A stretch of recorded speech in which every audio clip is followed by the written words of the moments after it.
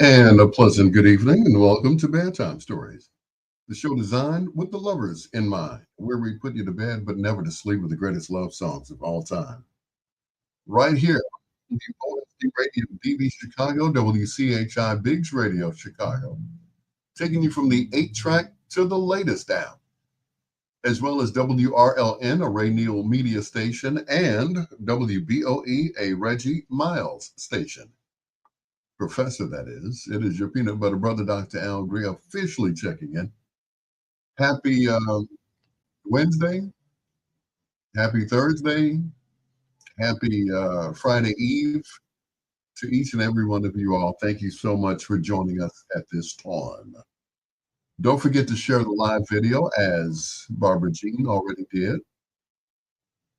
And for those of you who are listening online and don't have Facebook, share the live video or the live audio, I should say, with your friends. All right. All right. And Barbara Jean, yes, I feel much better. You don't even have to ask. I feel much better than I have in the last few days. By Friday, I should be back up to maybe 99%. Anyway, coming up in our last hour, we do a little thing we call foreplay. 4 songs by one of your favorite artists or groups, male or female. That's in our last hour here on Bedtime Stories. As we kick it off with our friends from Detroit, this is One Way featuring Al Hudson and Lost Inside of You on Bedtime Stories with your peanut butter brother, Dr. Al Greer.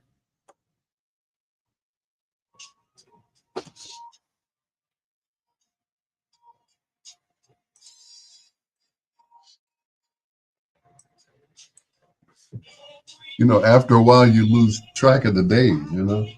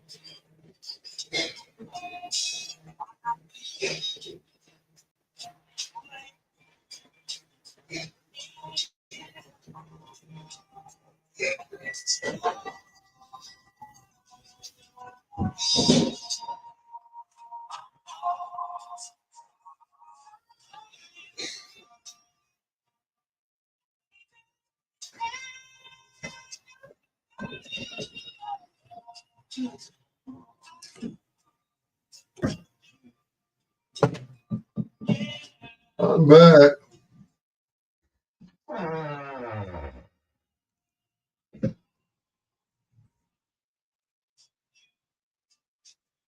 Mm.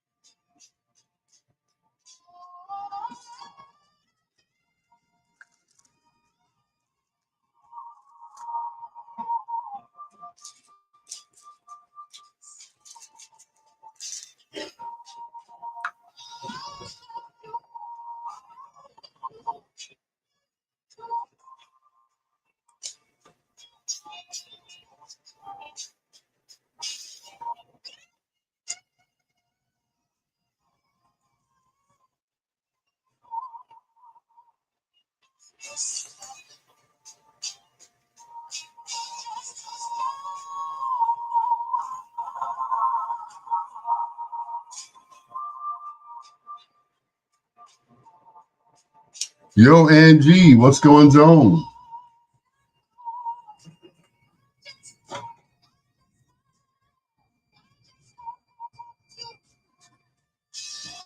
Uh,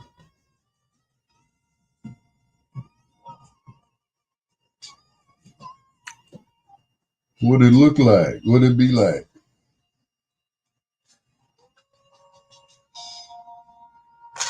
I'm lost inside.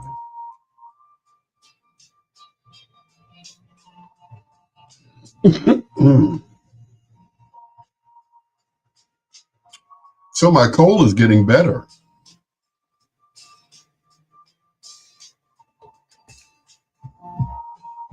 I'm able to discharge some of the phlegm that is in my chest. I was okay until, what was that, Saturday? I walked out in the rain and, well, with no hat on. Thought I was Superman there for a minute.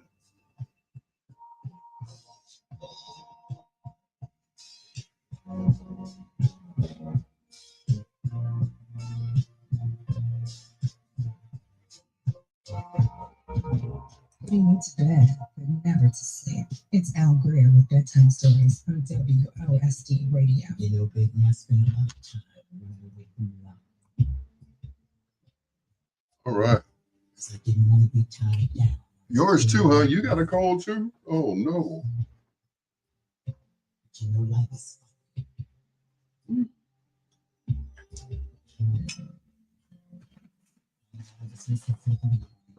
You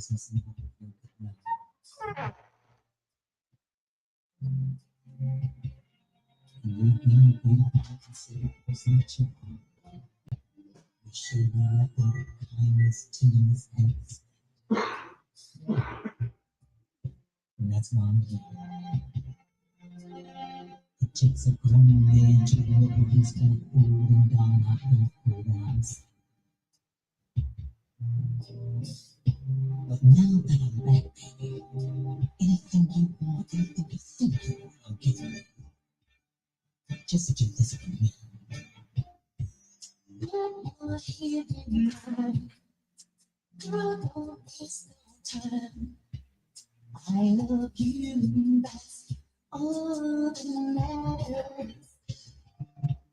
Place your trust in me, darling, you will see the kind of love that makes the world happy. You're my one,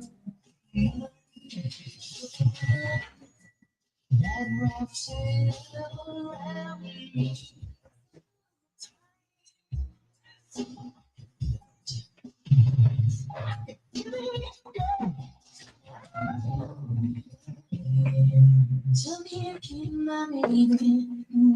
Good evening, Lala. Long time no see. I don't think Lala's ever been on my live. I thought she just liked older men. I always tease her about that. I'm like,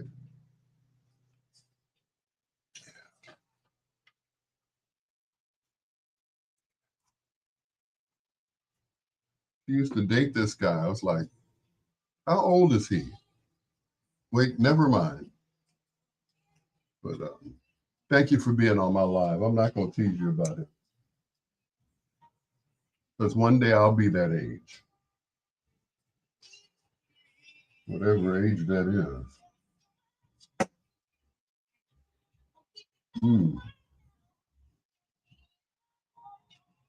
If I live long enough.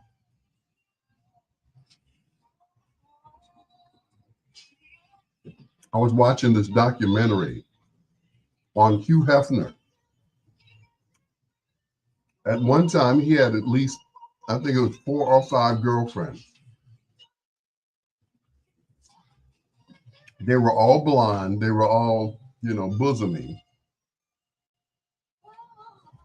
They were all of a certain size because he didn't allow the bunnies to get, you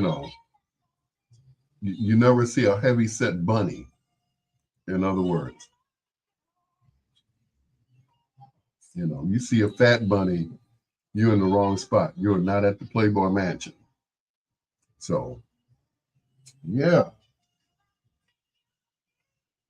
Uncle Hef had 5 girlfriends at one time.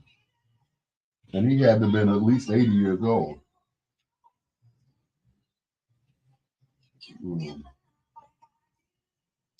But at one time, he slowed down enough to have 2 more children.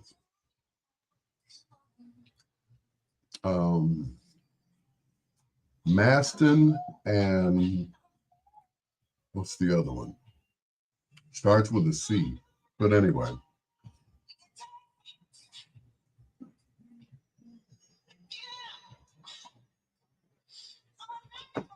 I'm like, go ahead.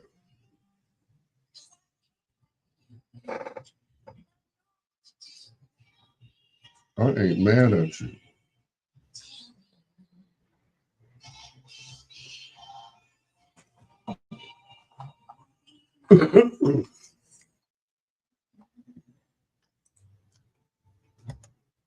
The only thing missing from that song is Usher and Ludacris, you know. Yeah, yeah. That is the original version of Lover and Friends before, of course, Usher and Lil Jon got a hold of it. It is your peanut butter brother, Dr. Al Greer. Hello to my sister from another mister, Angie Martin Turner. Also to my turntable sister, to Lala Rogers. Thank you for checking in. Lala never checks into my show. Must be something up. But thank you anyway. And of course, Barbara Jean is always first in the chat room. I think she sets her clock by bedtime stories, which is cool. I like that. Anyway, it's your peanut butter brother, Dr. Al Greer. This, of course, is Bedtime Stories, the show designed with the lovers in mind, where we put you to bed but never to sleep. The greatest love songs of all time. Shout out to my Biggs radio family. I think they're listening. We'll find out because I'm on the group chat. So here's the first of two in a row from Lakeside, whom I had the pleasure of seeing a couple of weeks ago in Indianapolis. This is Real Love.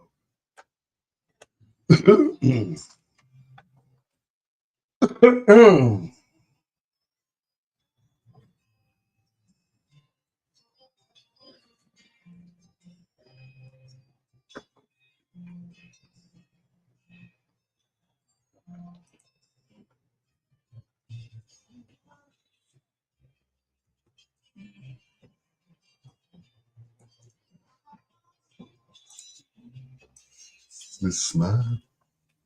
Dig into some of these greens. Mmm,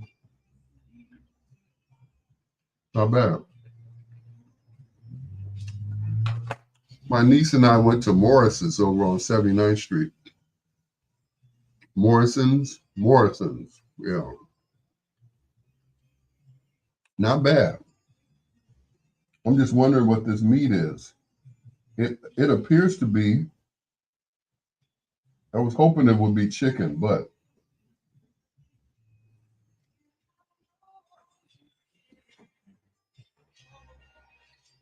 it is something that I don't normally eat, and that is pork. I said, so why are you eating it?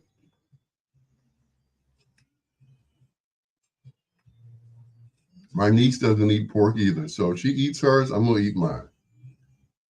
So,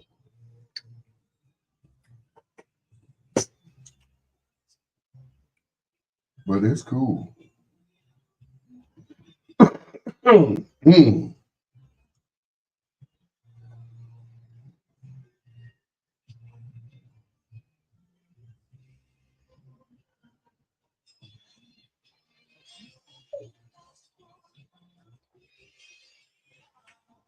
Perfect pair.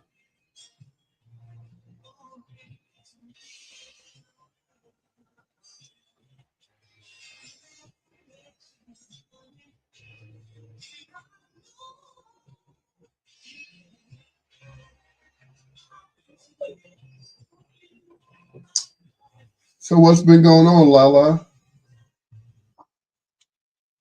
Lala's getting all the gigs, you know,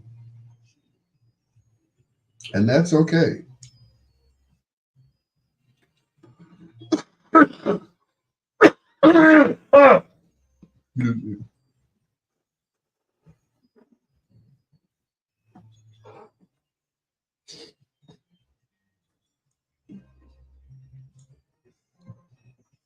And that's cool. Sit some of these guys down for a while.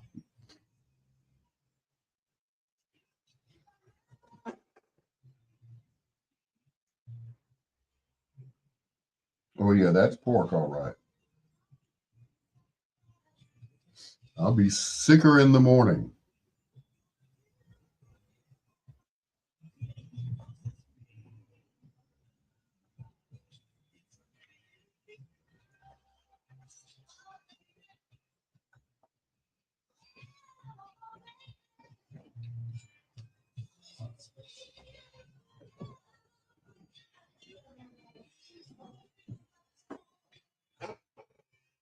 But I'll be all right.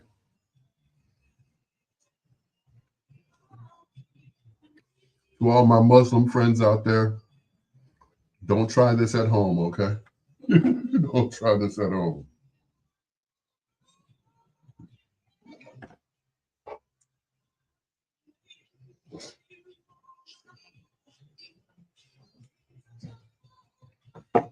I'm sure some of them sneak every now and then to eat some pork.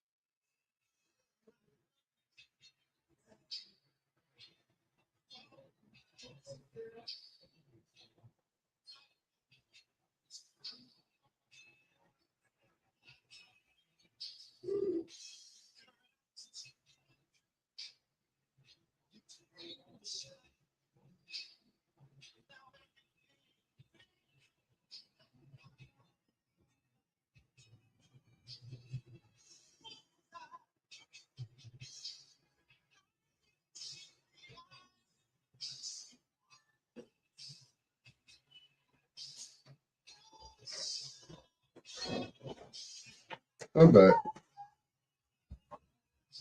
That didn't take long. It was right there. It was right there. Did they get me already? Good Lord. I've only been on for 20 minutes.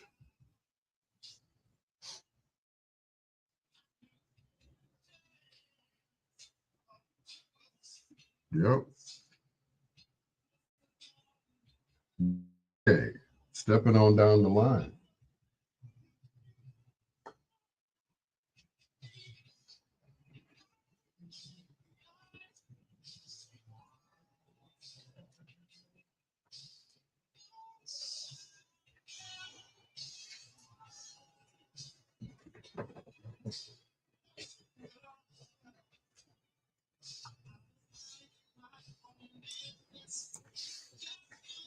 Mm-mm-mm.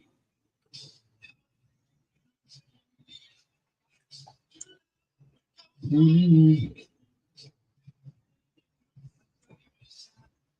They couldn't have cut me off that quick. Yeah, they did.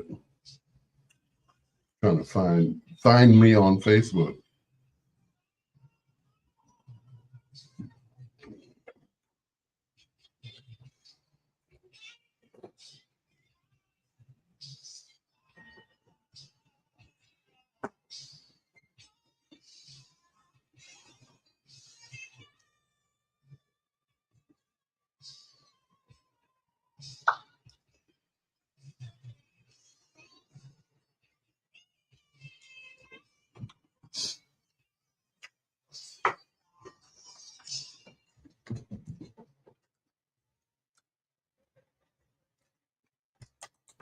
Two in a row from Lakeside. That is Bullseye, right here on Bedtime Stories. The show designed with the lovers in mind, where we put you to bed but never to sleep with the greatest love songs of all time. Shouting out my brother and sister from another mother and Mr. Tyrone Handy Sr. and of course Mary Handy. Happy anniversary to you two. I'll see you guys on Friday at his anniversary um, for him being a pastor. So it's going to be twofold. Happy anniversary and happy anniversary. How do you line that up? You can never forget your pastoral anniversary, and you can never forget your marriage anniversary. Me, I forgot mine. I don't know. I don't even know what day it was. I remember the first one though. Remember not to do it again. Is the first of two in a row from War. Baby, it's cold outside.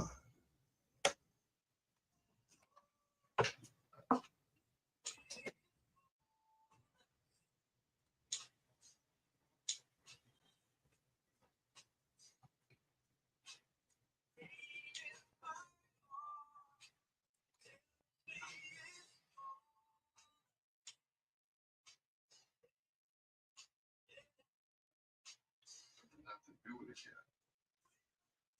Oh, they didn't cut me off. It just looks like I've been cut off because I have no streamers, no viewers. Linda Leak, what's going on?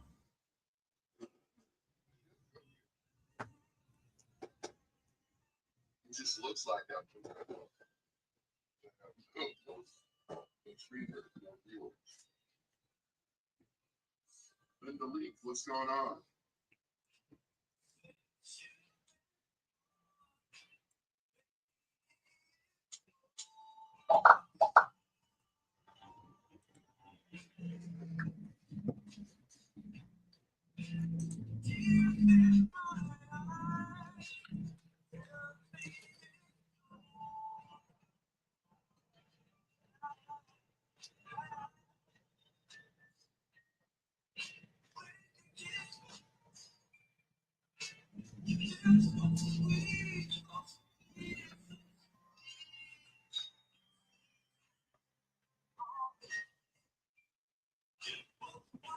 Mm.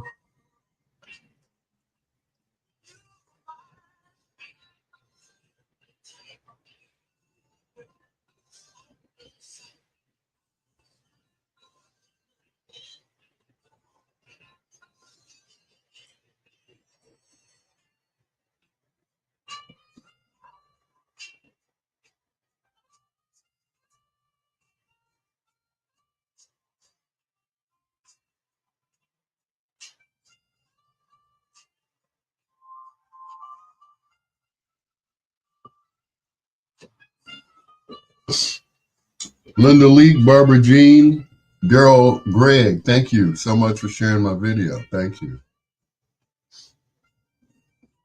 Appreciate you all.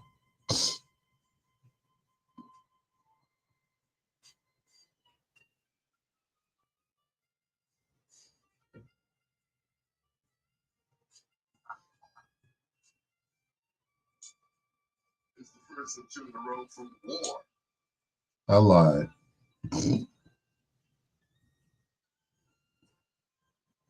I don't think they even have another slow song. Had to pull one out of my hat.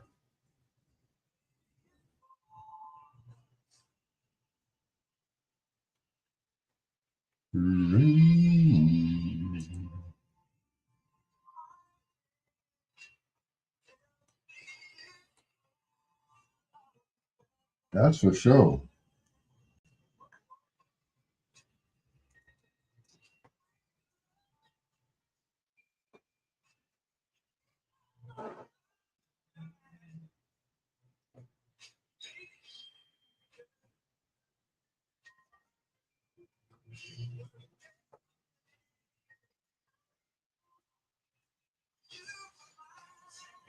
Mm. Mm, mm, mm,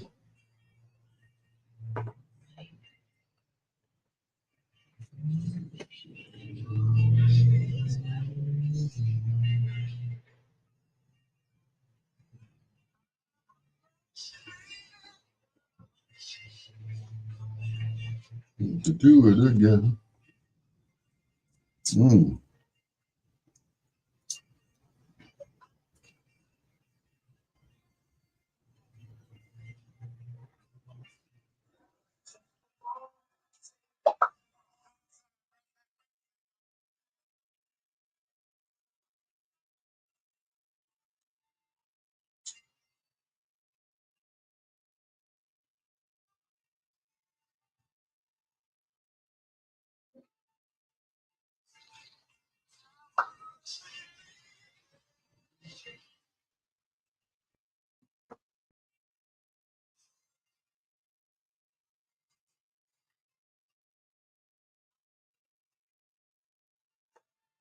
Mhm.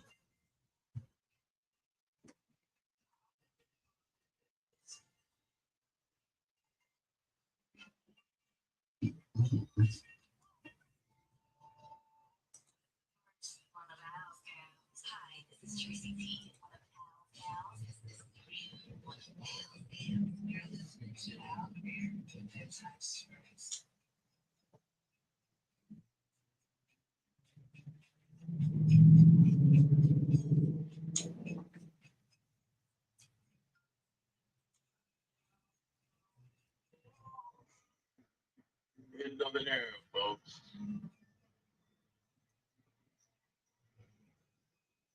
Fat lady sang.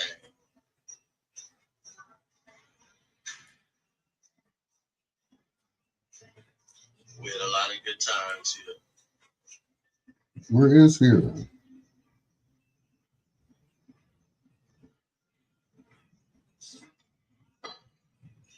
Orange bigger than the things.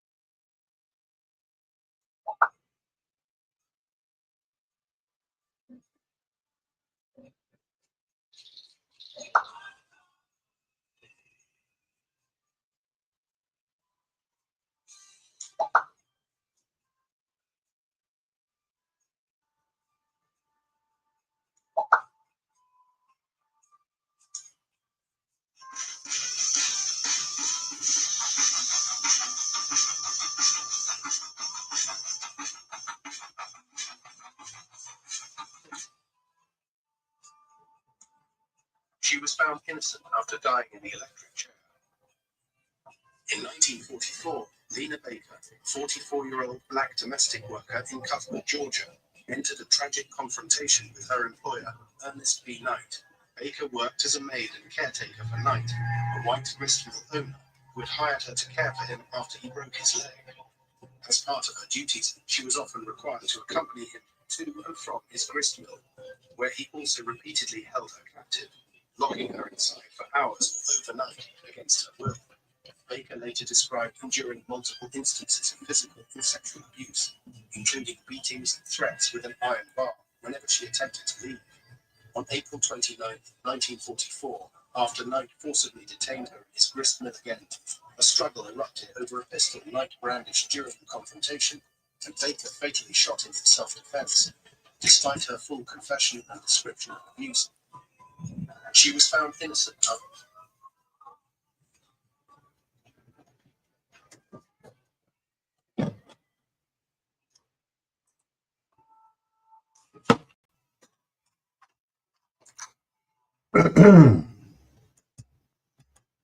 Well, for those of you who grew up in Chicago, you know we only have two seasons, winter and construction. Yeah. So that's war and it's summer. And summer, of course, is gone. So therefore, it's going to be cold outside, to say the least. We were warm all the way up until the second week in October. And then after that, the bottom fell out. Yeah. And it got cold outside. But that's okay. I'm ready. I am ready. I'm putting all my shorts and all of that stuff in a bag. And I will pull it out again when it gets warm outside, hopefully in April. I hope. Once again, this is Chicago, right? If you don't like Chicago weather, just wait. It'll change. Sometimes it changes in the same day. Here's Luther.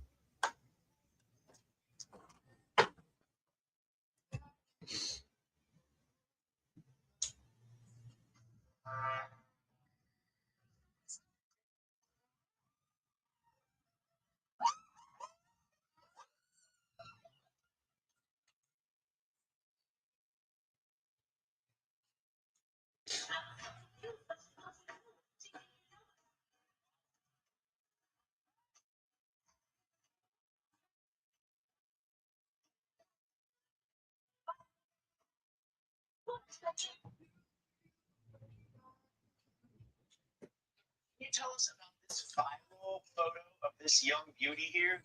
We got our readers on. Oh my God. That made 3 car accident. I've been driving like 2 years. Look at them. Jeez, no support. Oh my goodness. How old were you in this picture? Yeah, I was probably about 19. Wow. And I'm my real hair too. Oh, yeah. I can go there and just choose not to. So I mean, you know.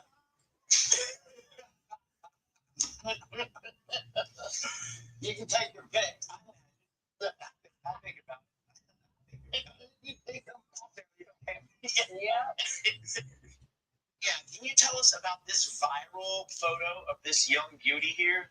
We got. Mm-mm.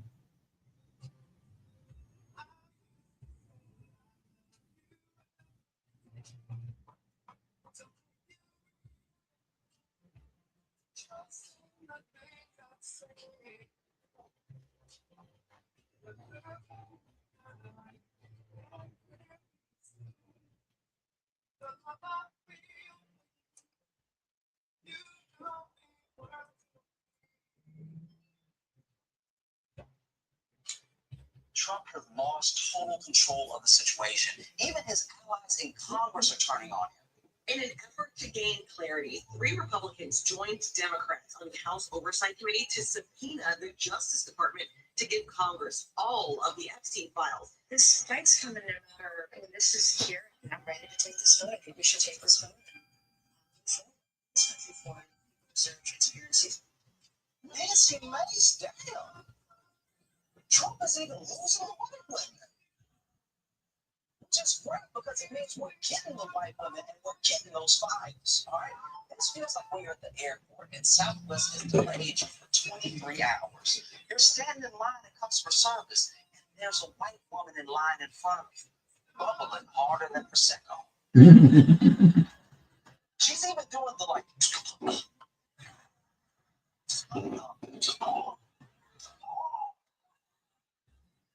And then she turns to you and says, I'm going to say something. And you're like, yes, yes, yes, white lady.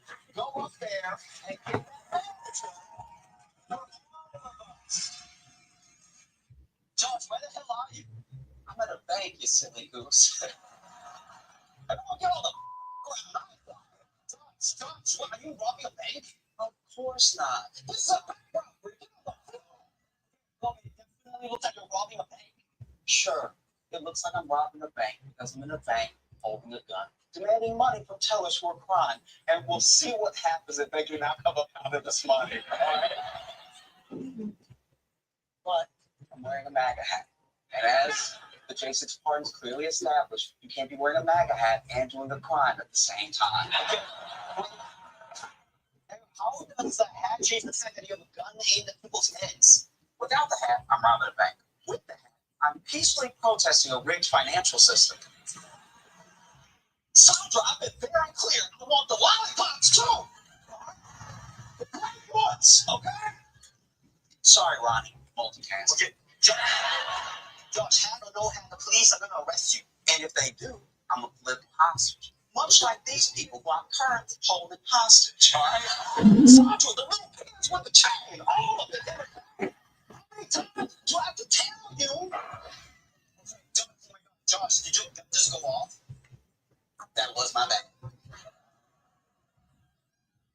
triggers are so vague. You just touch them and they go off. Okay, I think you'll be in trouble. I mean, I would be if I didn't have a second hand.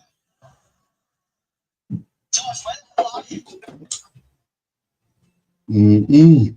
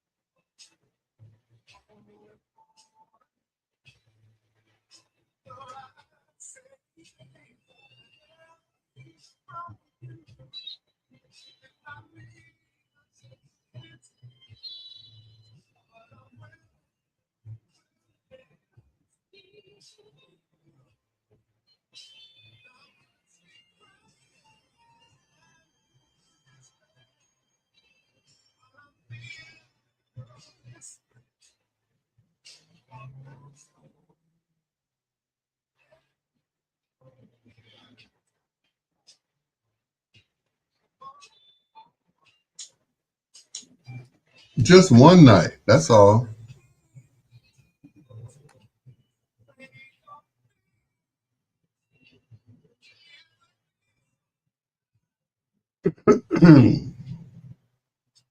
Yo, Greg, what's going on, sir?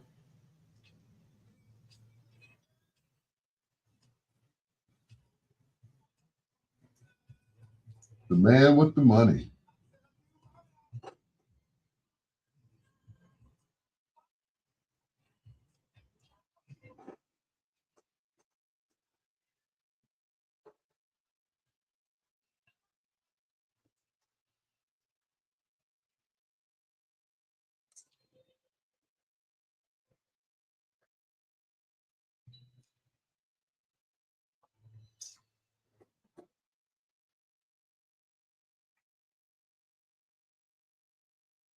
Keep you safe and warm.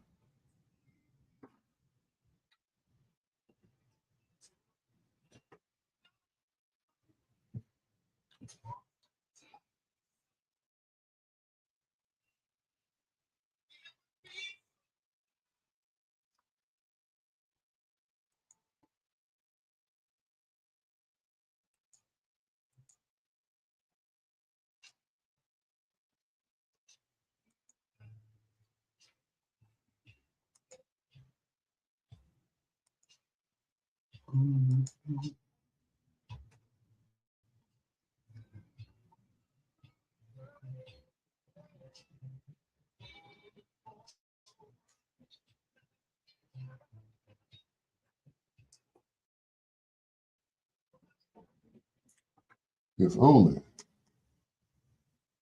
Nah.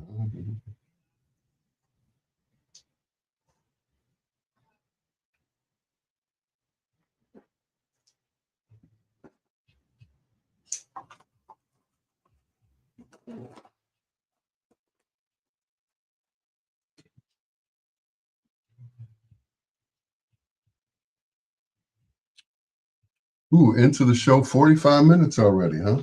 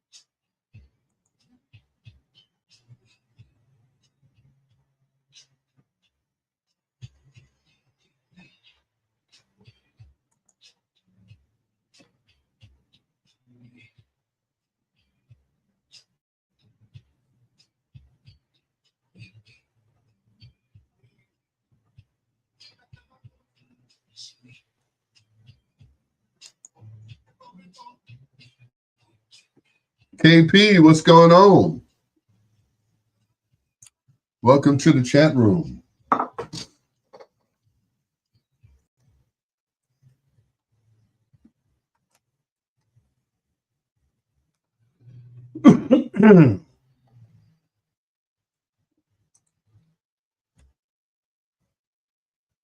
Luther, if only for one night, and Creepin' right here on Bedtime Stories. From the LP, that's right, the LP, The Night I Fell in Love. Right here on Bedtime Stories, the show designed with the lovers in mind, where we put you to bed but never to sleep with the greatest love songs of all time. Hello to Kimberly Patterson, KP, K-Pat. She's all of that and a bag of chips and another bag of Skittles. Yeah, from Biggs Radio Chicago. Check her out on Thursdays with the R&B Rewind. Yeah, and oh, you're welcome for the commercial. That's what I do. The boss lady sends up you know, the bat signal, and then I go right ahead and do what I got to do. Right.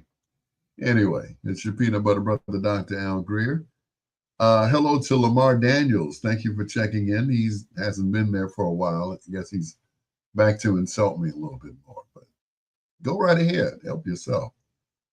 We just heard Creepin' and If Only for One Night, a medley that Luther put together.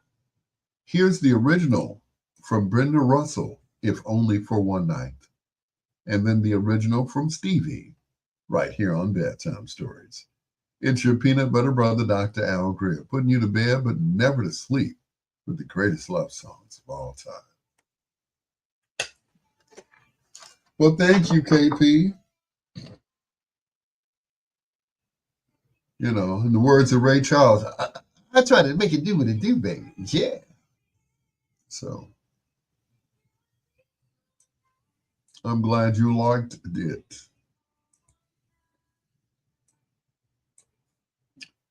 Yep, I had fun with your Knoxville commercial. I was like, ooh, I'm gonna put my foot in this one, boy. Knoxville, Tennessee, get ready, get ready, get ready. I started to pitch your voice up when you said get ready, and make it go up every time you said get ready. That would have been so cool. I didn't think to do that until I finished it and sent it off to everybody. I'm like, I'll leave it like it is. I didn't want it to sound too corny,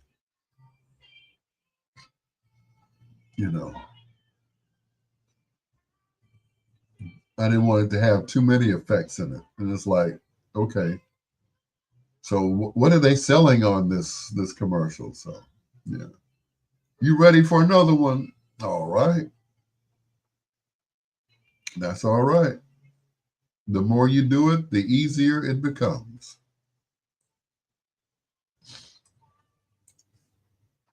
Yeah. Me, I do it all the time. So, you know, it's like second nature to me. I read the script, go ahead and record it, and that's it. I didn't recognize my voice. That's the whole idea. That was the whole idea, was to juice it up so even you wouldn't recognize that it was you. It's like, ooh, that was dope. Who was that? Oh, that was me. Yeah, okay. So you trying to be like me? Oh, poor baby. Don't be like me.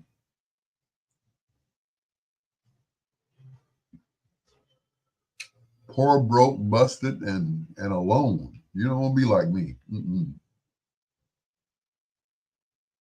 Can't keep a girlfriend.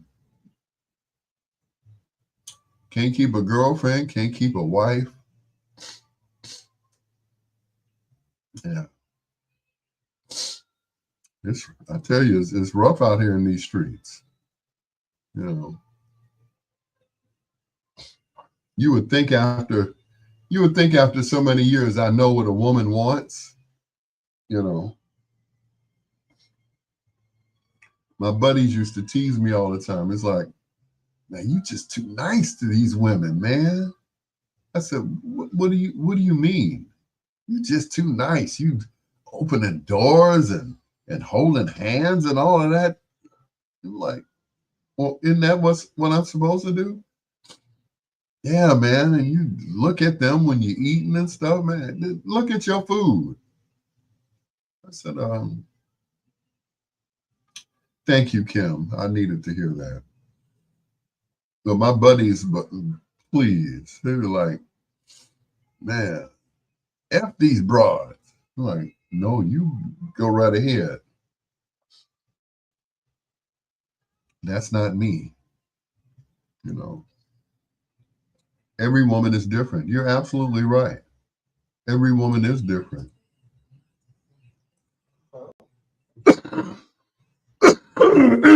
Everyone is different. And you can't treat every woman like you treated the last one. So I have learned to listen and to let them lead. When they get tired of leading, then what happens? What happens is they go ahead and just let the man lead. And that's it.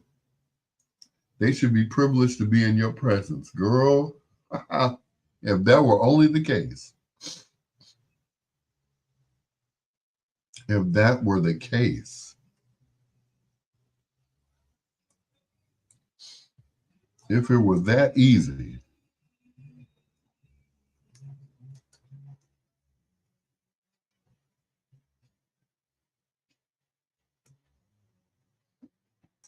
you know, like the song, The Man Should Be Leading Anyway. I know, right? What's that song by Prince? Get off. Let a woman be a woman and a man be a man. Yeah, let a woman be a woman, let a man be a man. And that's it. Women, don't try to be men because you will find that it's harder. Especially if you're a black woman and you're trying to be a black man. I understand some of you all are single mothers or whatever, but don't let that carry over into your relationship. Your man is not your son. He's not your child. You know, let us make mistakes. Let us fall,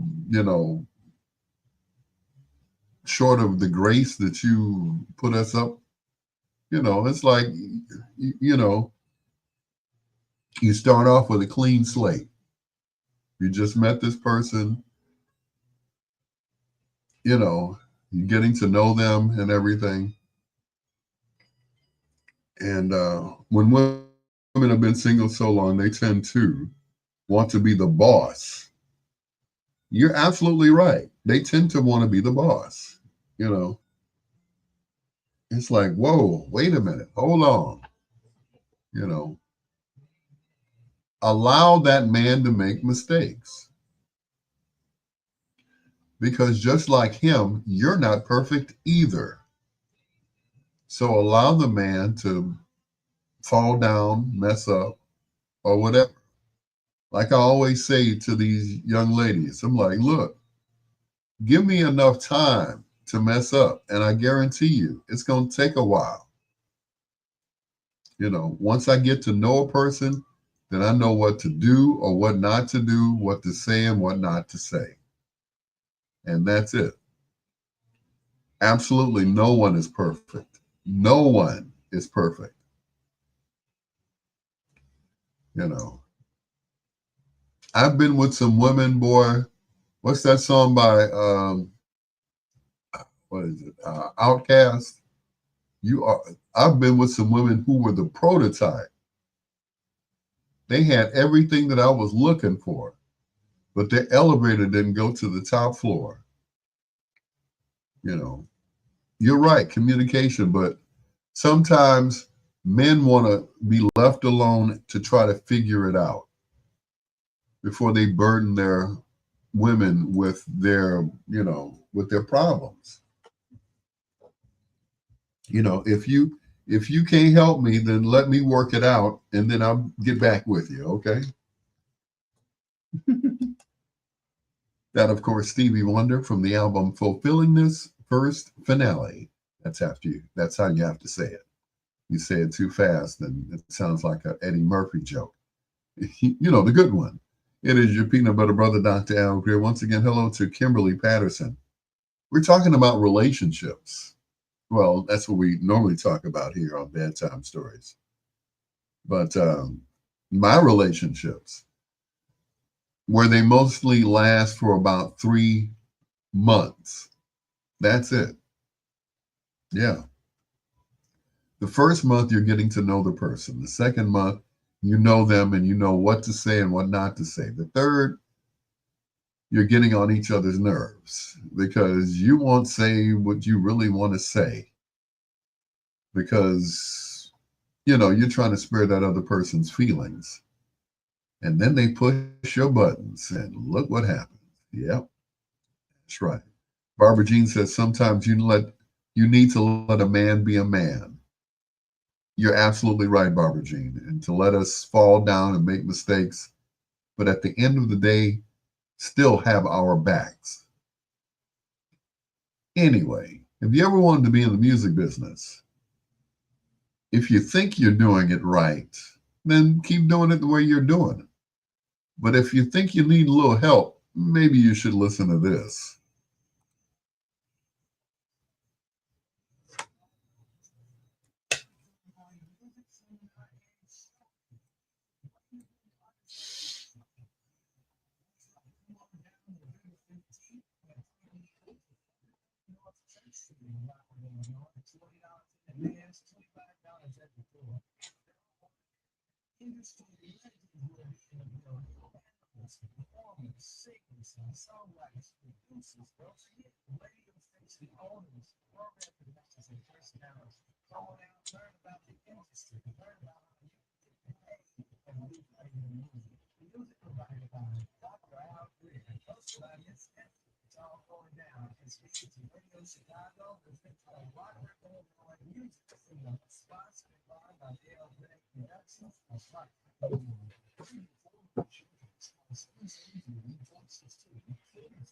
773-462-4447. Send your MP3 photo and contact information to bigsradio@gmail.com. And guys, I'll be running the sound, so try not to spit too much in my mic. I will have some hand sanitizer and all of that good stuff. We are WOSD Radio DB Chicago, WCHI Biggs Radio Chicago, taking you from the 8-track to the latest app. WRLN Radio and WBOE, owned by Reggie Miles and Ray Neal, Rayford Leonard Neal Jr. Ha ha ha. I know he's not listening, so I can say his government name like he does with me. It is your peanut butter brother, Dr. Al Greer. I don't mind. You know, I'm named after my father too, Rayford. Anyway, happy anniversary to Mr. and Mrs. Tyrone Handy Sr. I got two for you. This one from The Moments, Ray Goodman and Brown. This is Inside of You on Bedtime Stories, the show designed with the lovers in mind, where we put you to bed but never to sleep with the greatest love songs of all time.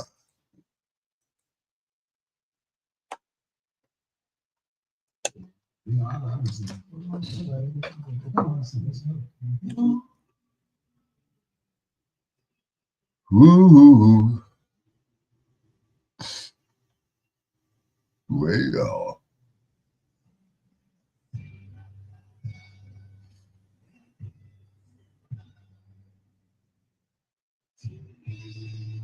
because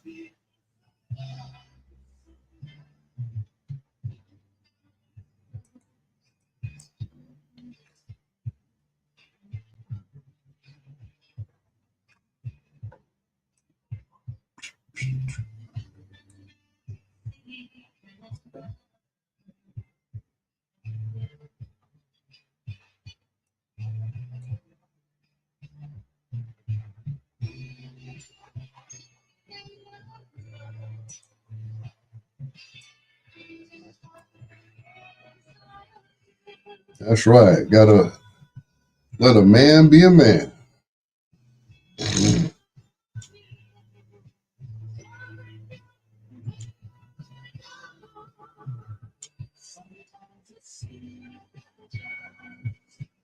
Yep, 3 months. 3 months.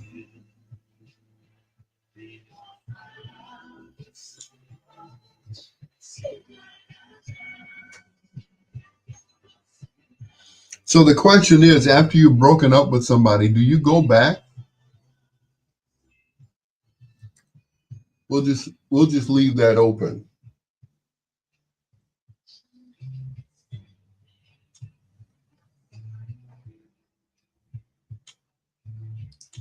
Do you go back or do you just say, this was an experience?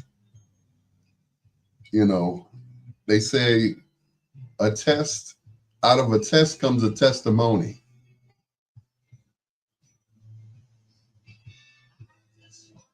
So I'm posing this to the ladies, to Barbara Jean and to Kimberly. If you break up with somebody, do you go back? Or do you just let it be? Let it be. Let it be.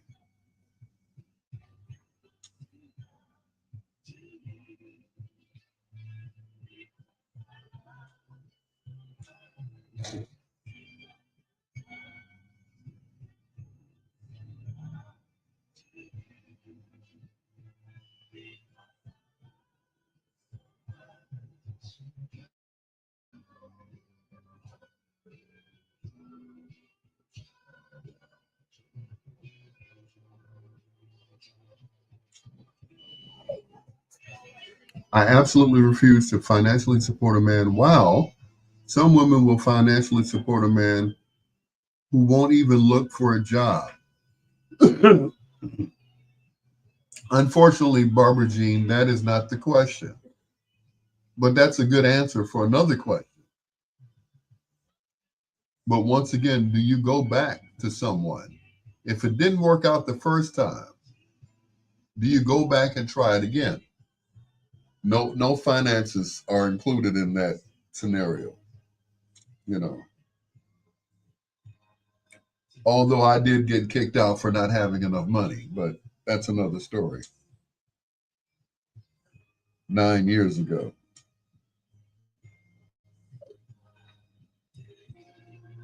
I returned several years later. Oh, okay. Well, I hear you. I mean, that's okay.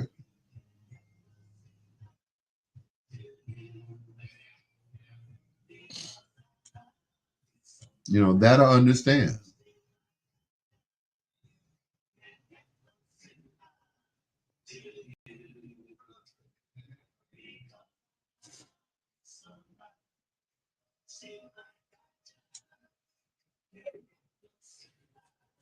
I was engaged to a young lady once, and I couldn't stand the fact that she was not with me anymore. So we broke up. We got back together. I gave her an engagement ring and everything. I showed her brother the ring. I said, "You think your sister would love this ring?" And that was it. And that was the second time. We moved in together. We set a date for the wedding. And sure enough, it didn't, it the same occurrence came up again.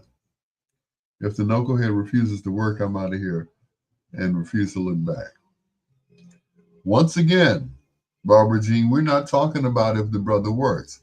Okay, if the brother's making six figures and he's still a butthole, do you stay with him because of the money?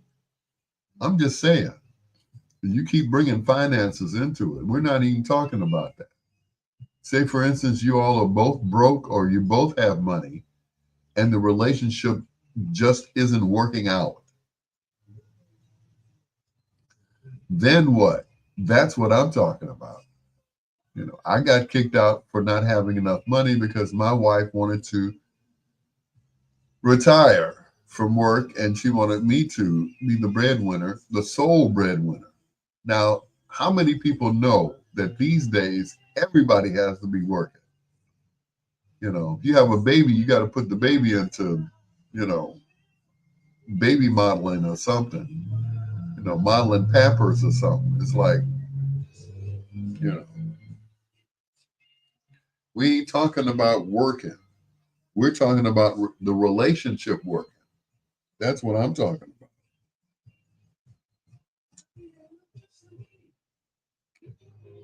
You know? So if that works out, or if that doesn't work out, then hey. But let me put it to you this way: if the guy's got a lot of money, he's still a butthole. Do you stay with him? Do you make it work out? Because he got a whole lot of money. He drives a Bentley and got a nice 3 bedroom house with 3 bathrooms and a finished basement and got his own a movie theater in the back of the house, you know, and he's still a butthole. Do you stay with him? And that's it.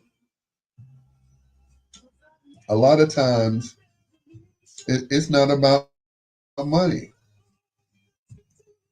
It's about the person. He could be rich. Like I said, driving a Bentley, driving a Porsche, driving whatever. But at the end of the day, he's a total idiot. He's a total womanizer. He doesn't know one way or the other how to treat a woman. And there are a lot of men out there because, you know, basically most men are raised in, I'm just putting this out there.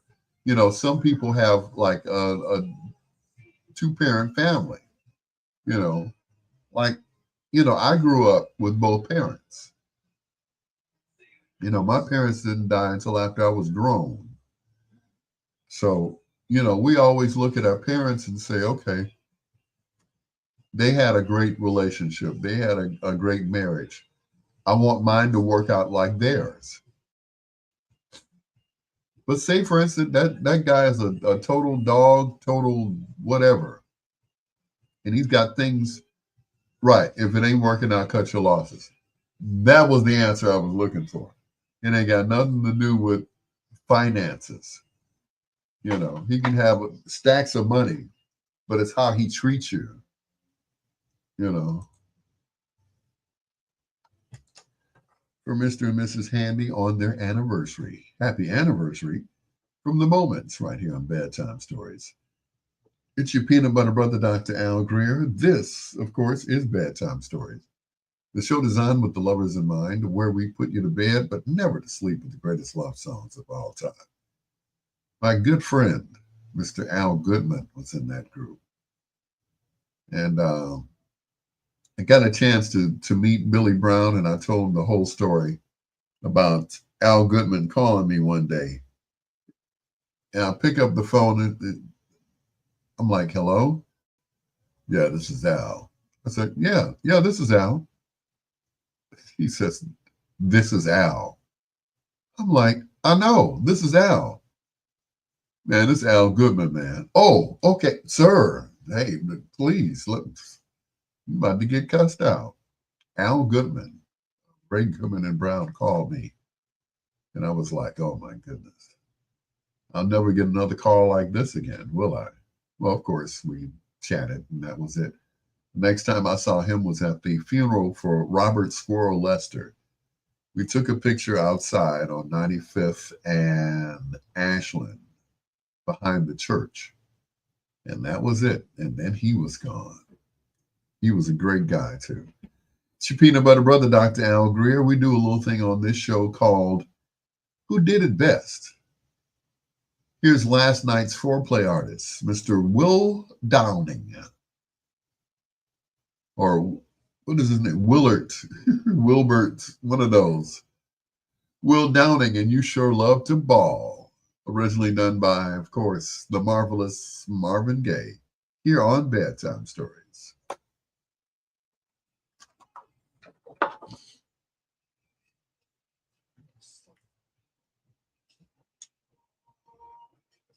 Couldn't love you, girl.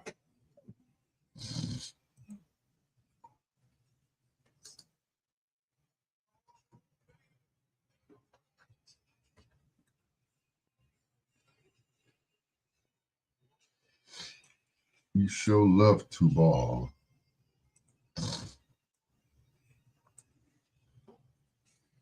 Toxic household. That's what I'm looking at. You know,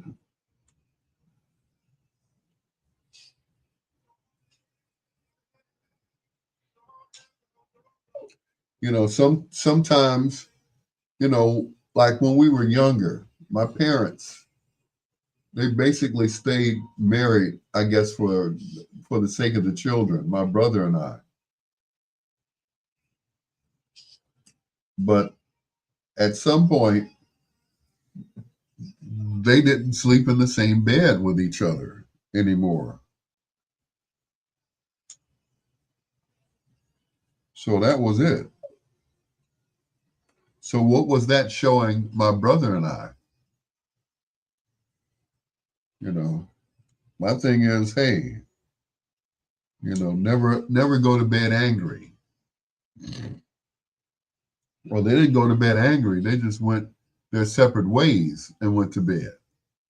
They didn't sleep in the same bed anymore. He had his room and she had hers.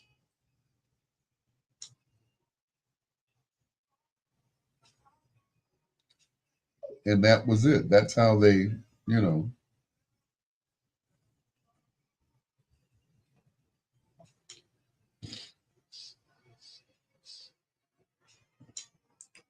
That's how they dealt with stuff, you know. Well, I'm going to bed. Well, I'm going to bed. And they slam their doors and go to bed.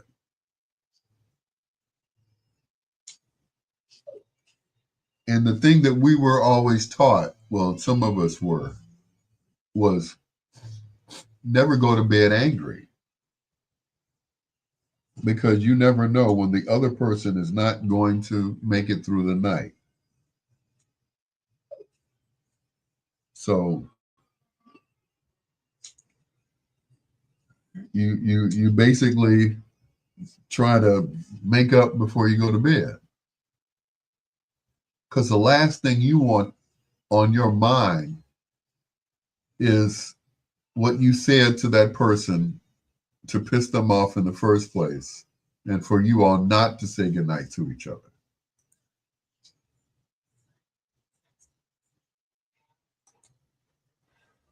If it's a toxic relationship, bounce and don't look back, especially in this day and age.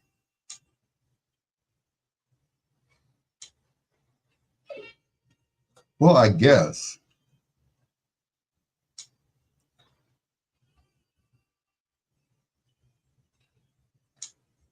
I suppose so.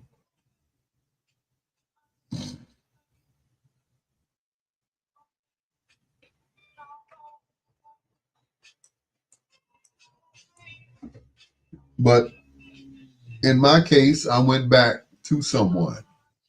And of course, it didn't work out after that.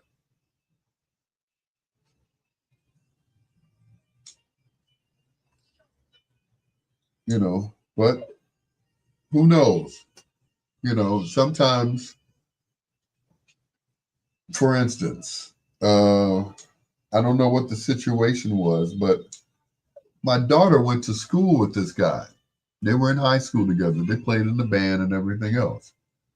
Well, they went their separate ways. She went off to college. He went off to college. Um, and they didn't see each other for years. And then finally, after so many years, they hooked up and started a family. So what happened between that time of not seeing each other, I don't know. But they went their separate ways. You know, he dated girls, I'm assuming, and she dated guys, I'm assuming. She is my daughter, so you know. But the thing is, they came back together after not being around each other since they were, you know, teenagers. And they've been together ever since. It's some like, but 10 or 12 years, 13 years now. So sometimes being away from somebody, you know, they say absence makes the heart grow fonder.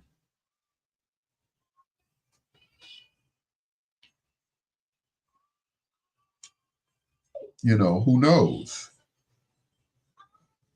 You know, with them, had no idea that they would reconnect. She posted a picture of her and him in the band in high school. And then now, you know, two children later.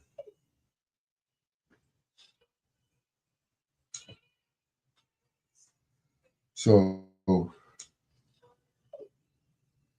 you know, who knows what,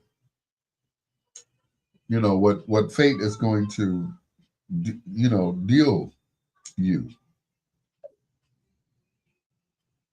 Looks like you made your move too soon. I know, right? Uh, but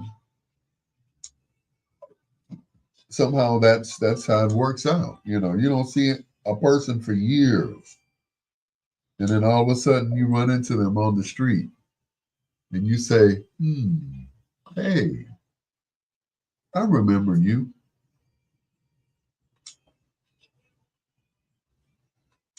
And then you get back, and then it's like you never left each other.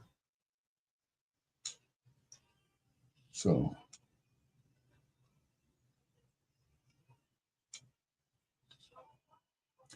I guess it depends on how bad the breakup was.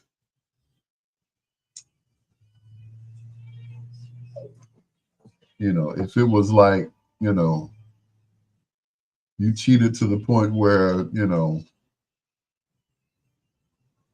it was just that bad. You stay away from each other. You're like, oh, I remember why we broke up now. You couldn't keep it in your pants.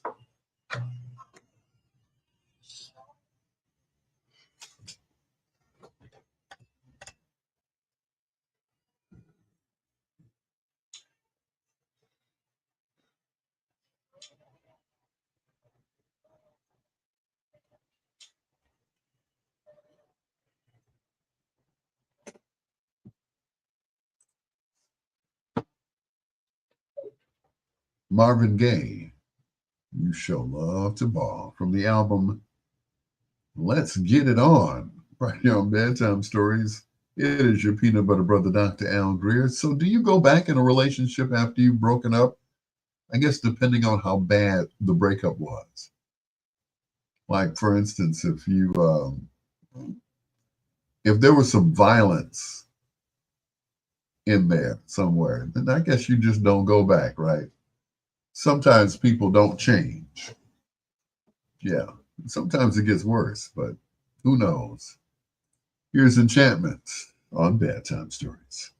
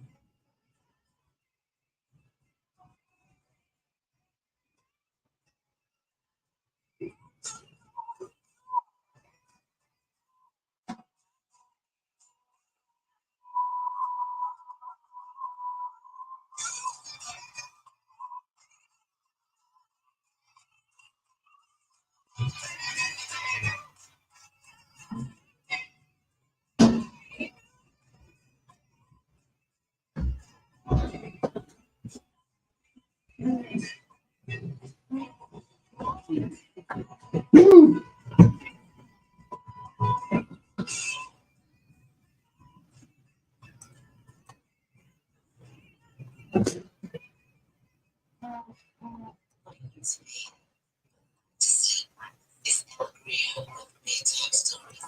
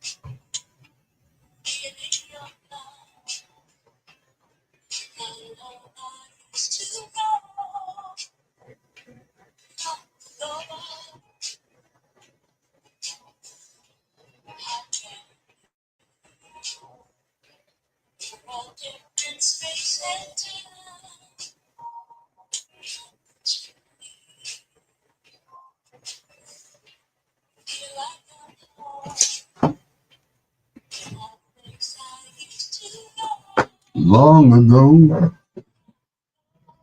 Holly Jennings, what's going on?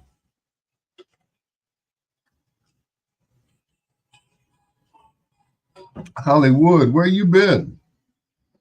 I know somebody got a Christmas party coming up. Let me know.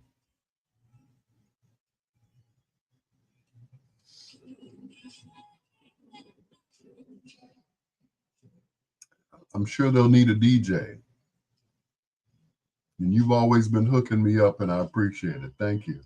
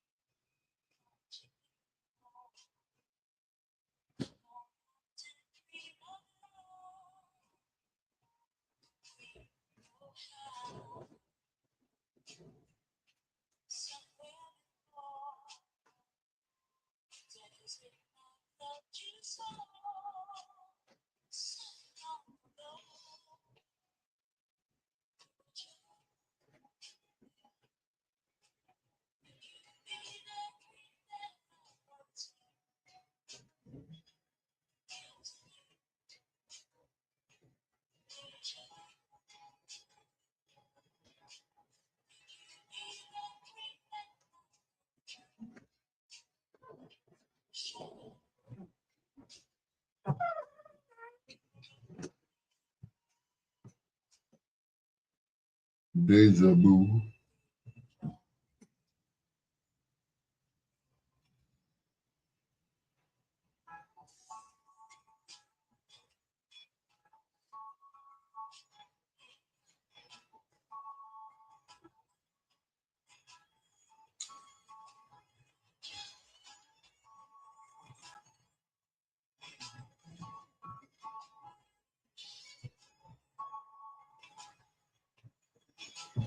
Can think of other reasons individuals break up and never look back.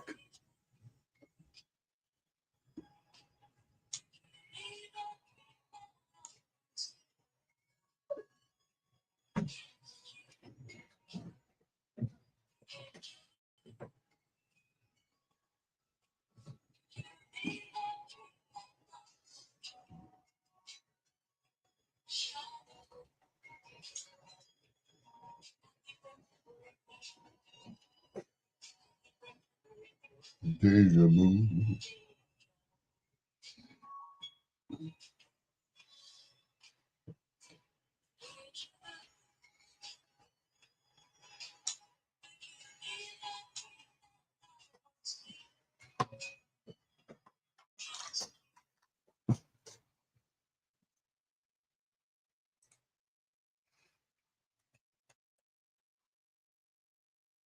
Dionne Warwick, Deja Vu. Written by Will Lee and Isaac Hayes.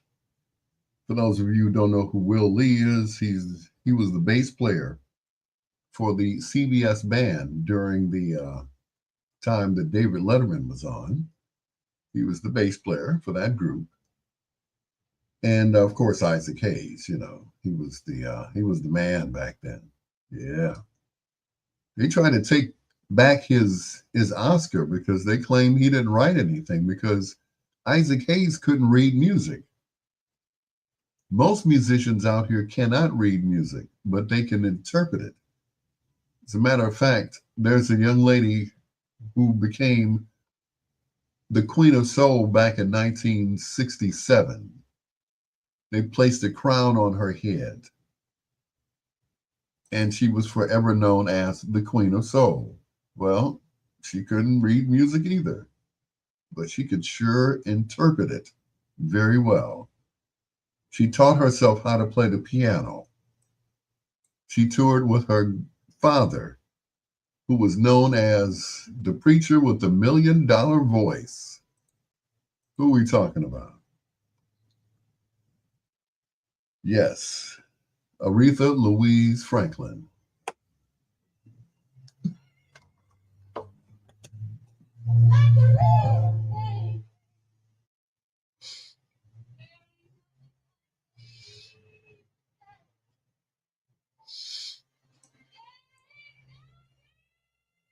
Mm, nothing.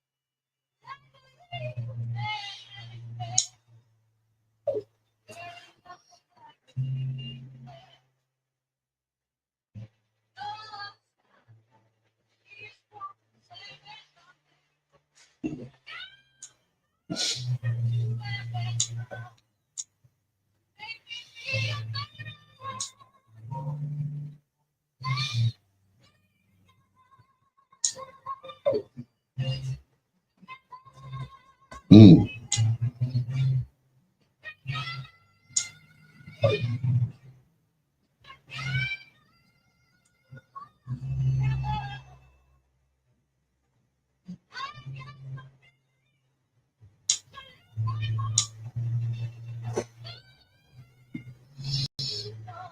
Can think of other reasons individuals break up and never look back. I know that's right. And never look back.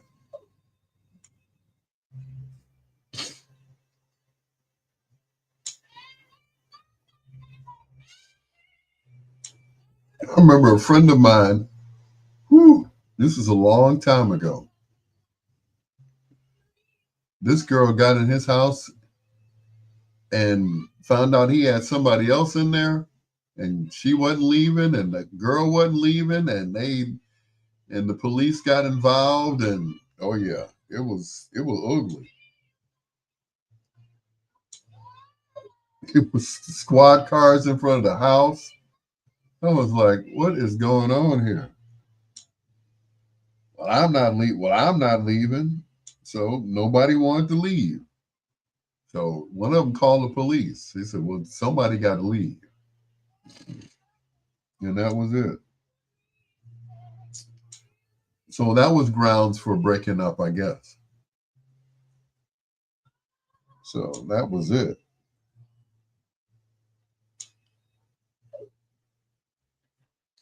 Hi, this is Tracy T, one of Al's gals, and you're listening to Al Greer with Bedtime Stories.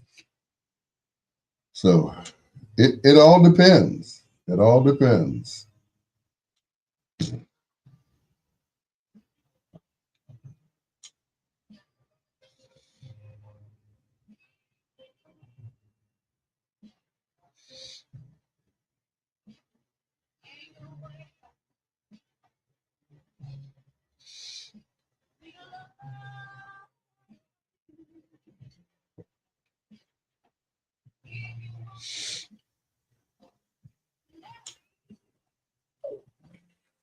Yep.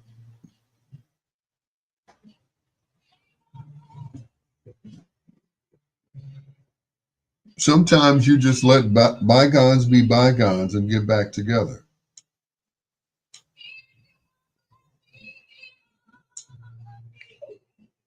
Or some people are smart. They go to counseling. Black men, I'm sorry, some black men, they don't believe in counseling. Ain't nothing wrong with me. It's you.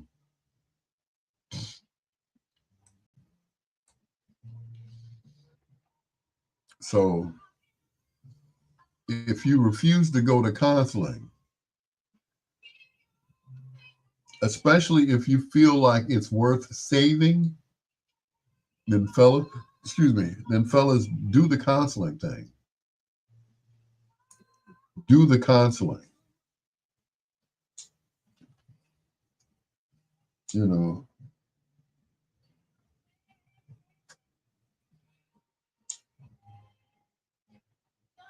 know, sometimes the counseling works, but you have to remember once you go to counseling, you have to remember everything that you did in counseling to get to the point where you're back to some semblance of normalcy, if that makes sense. Like, for instance, if you all have been dating or married for 3 months, and then all of a sudden that third month, you all can't stand to look at each other. Then if it's worth saving, if you feel like it's worth saving, then do the counseling thing. I did the counseling thing with my first wife. And it bought me a couple of more months. That was it. It bought me a few more months. But it was the fact that what I did, she was not willing to forgive me for it. So therefore, you know, in the words of the Jackson Five, you better get it together or leave it alone. If you don't want my loving, I'll be gone. And that was it. It was a good run. It was a short run, but it was a good run. You know, that was another case of where and I don't mind saying this, the sex was just so great. But it's like outside the bed when we had to talk to each other, it just wasn't quite the same, Didn't have the same passion, if you know what I mean.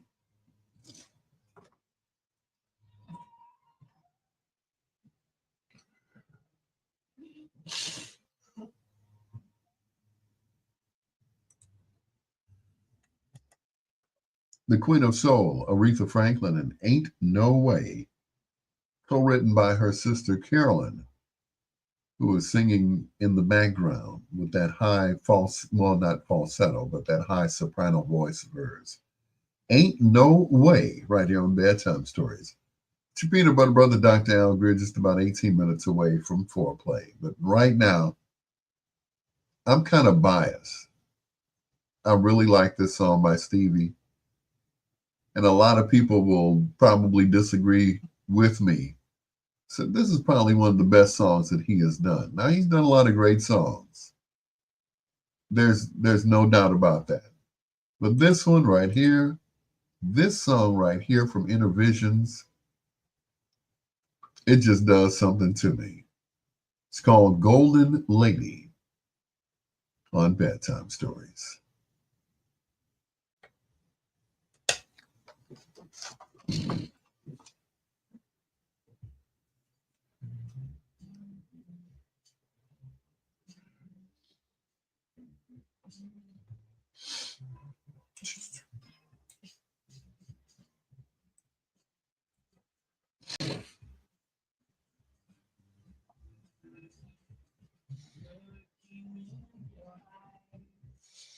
Mm.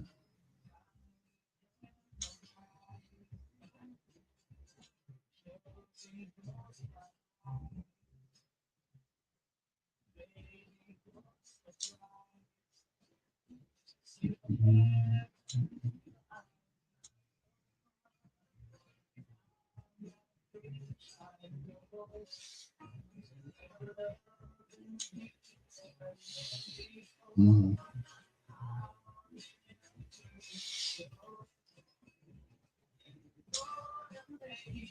Go, like to go there.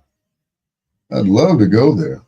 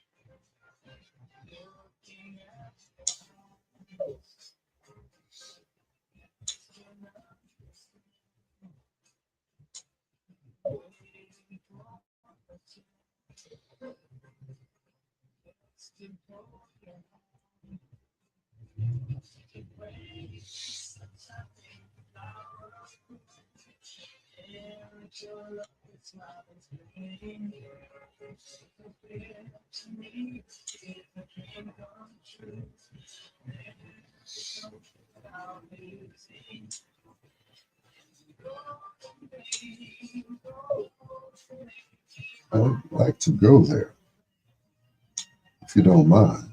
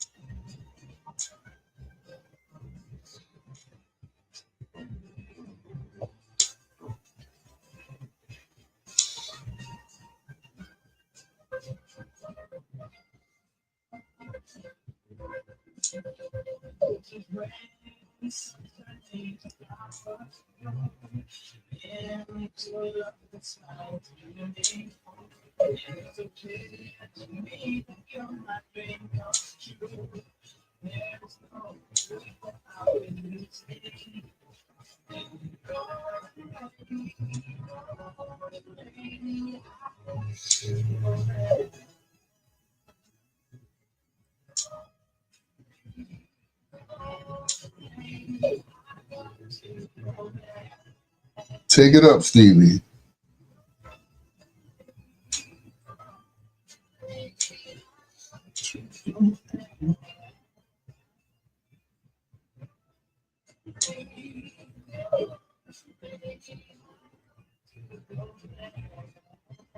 One more time.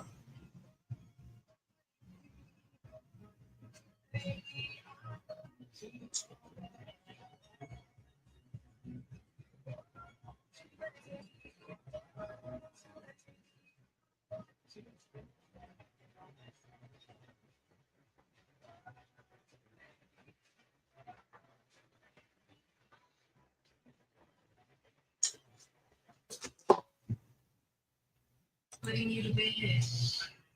It's Al Greer with Bedtime Stories.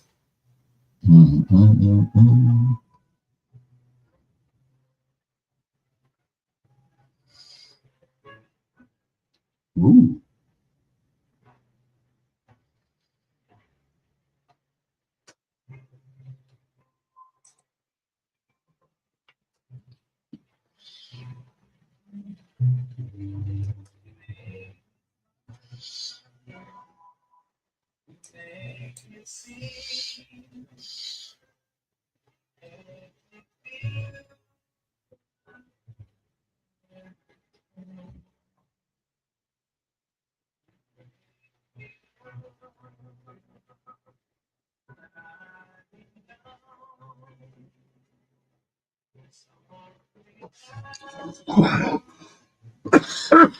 Excuse me.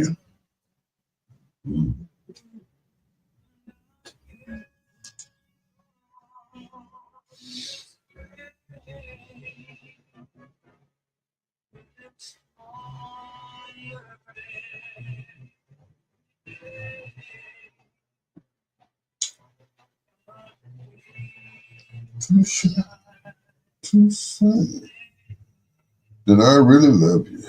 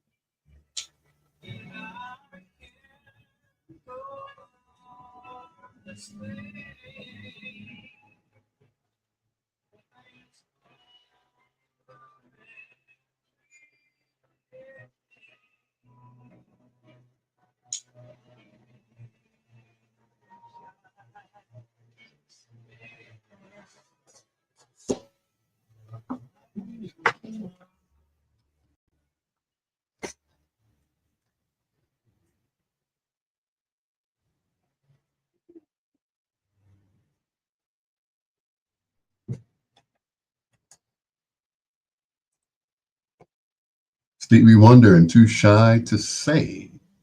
The song that comes right before Boogie on Reggae Woman on that album. Yeah. And back in the day, that's all we did. We listened to albums from the front to the back, side A, side B. If it was like Stevie, side A, side B, C, and D.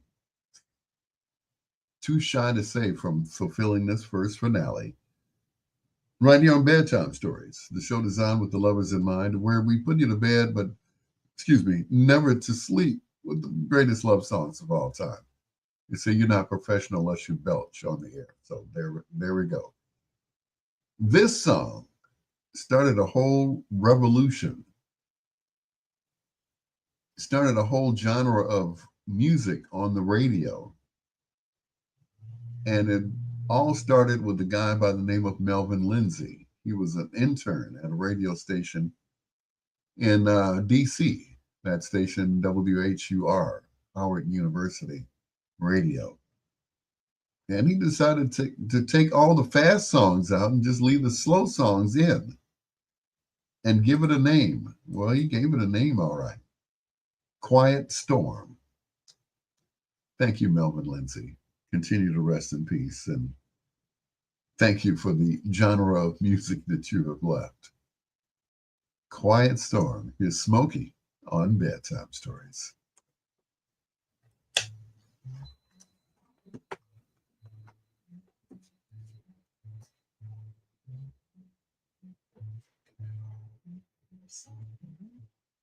Quiet Storm.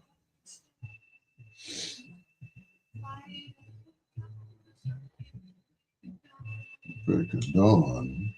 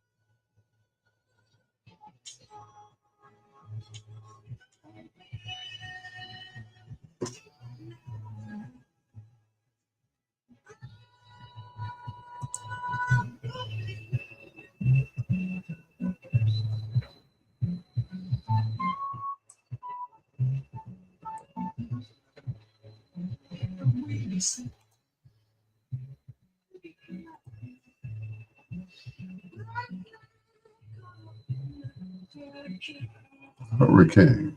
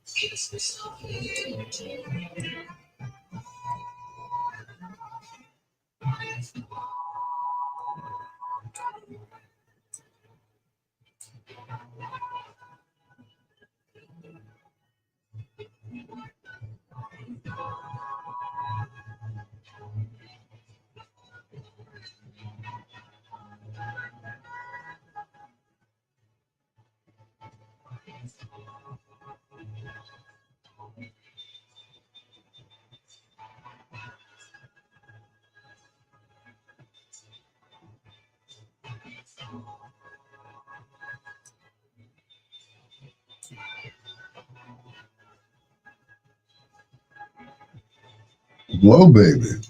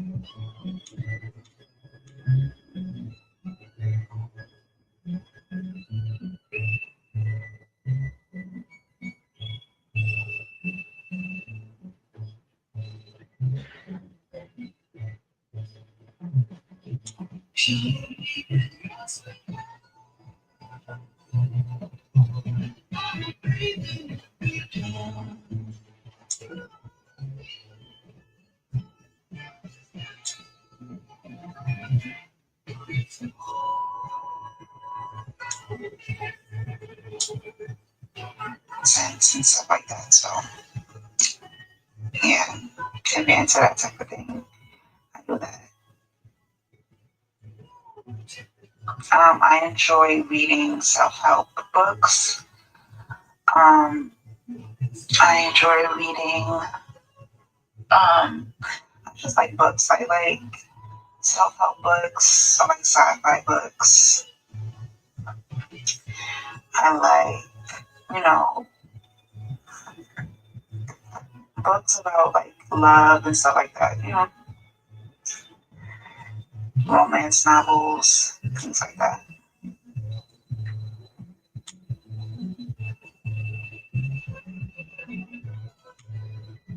Yeah, I do the English accent. I do the Spanish, things like that. But if you guys follow me, you'll see a little bit of that.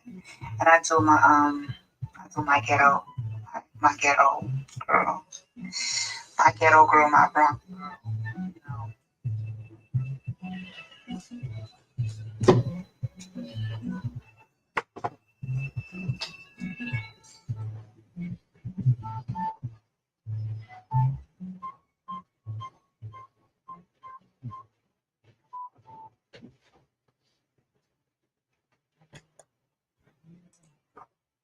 Probably one of the greatest songwriters of all time, Smokey Robinson and Quiet Storm, right here on Bedtime Stories.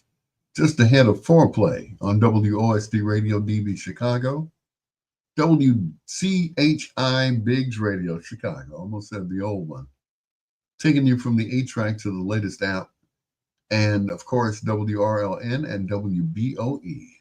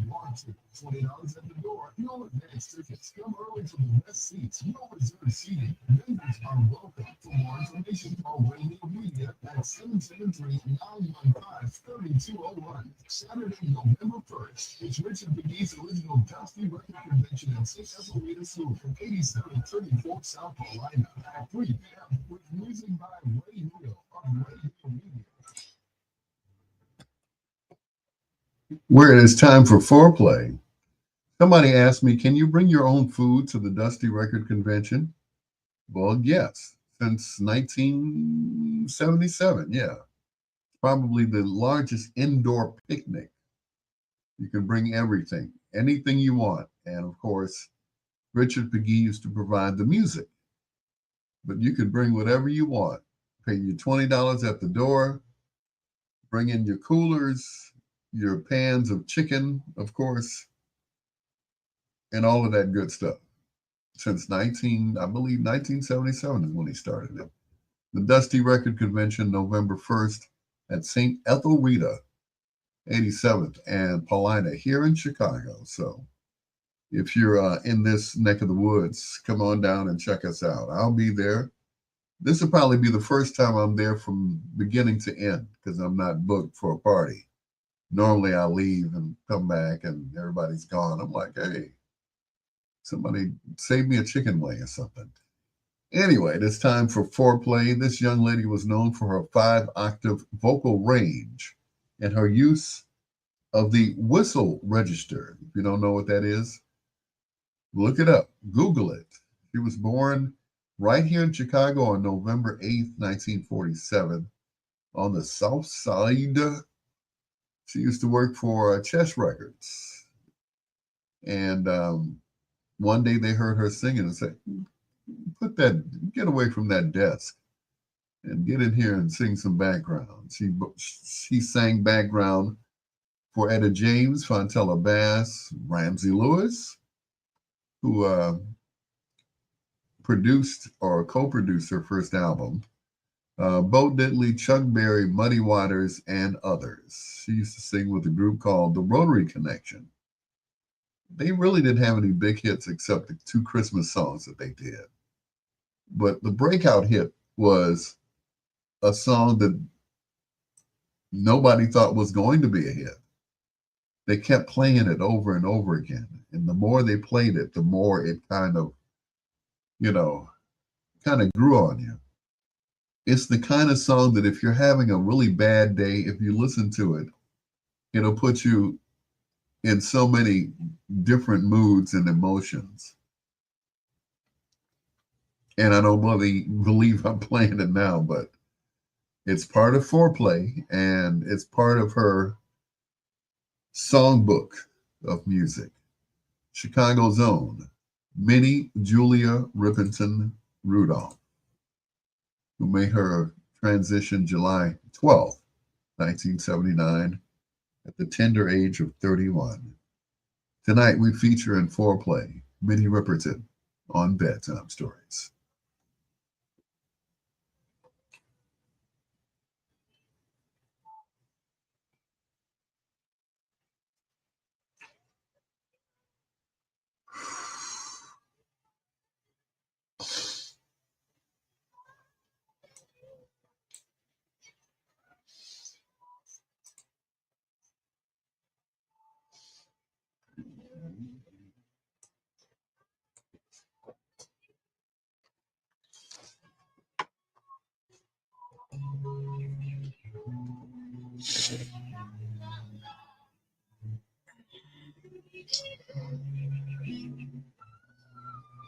Yeah, you know about to tell me that. Why do you keep saying meter? What is meter? What is that? What is that exactly? I'm confused.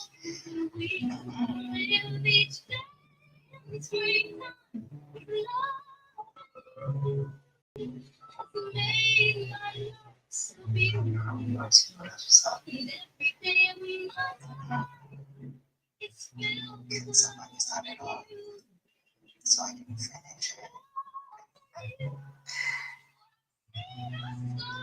I'm sorry. Positive influences. My positive influences. Like influencers.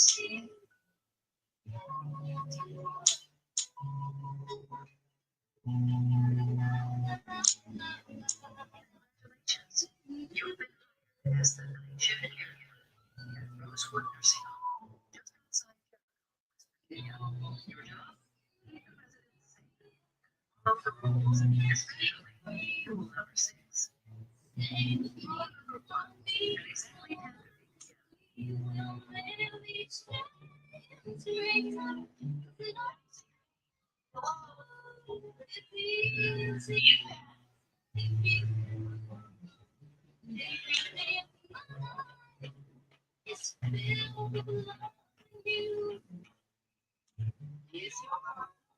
In 16th century France, women would slip a cucumber inside their body for hours, then serve it to a man to eat. They believed this was the secret to controlling him. As soon as he swallowed that enchanted cucumber, his body would ignite, grow stronger, more enduring, easier to dominate. Back then, people truly believed a woman's body held mysterious powers. Old manuscripts described the most popular remedy, blood breath, incantations, and the body's most private secrets into food. That way, a man would grow stronger, yet more dependent, unable to resist. Even more disturbing was another practice. Some women waited for their period, collecting a few drops of menstrual blood. They would slip it into a man's wine during dinner. The red liquid dissolved instantly, leaving no trace. Others mixed it into bread, stews, hidden under the spices, impossible to detect.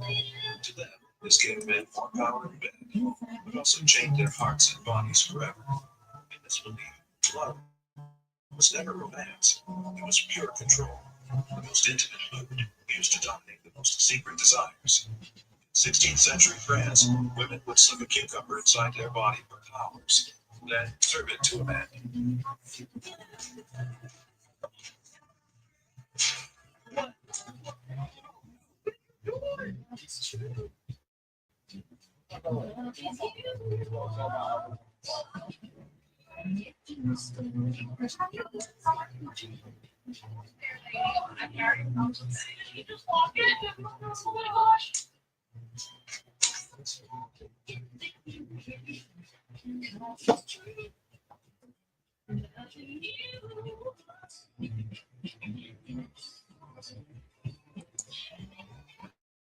Venetia.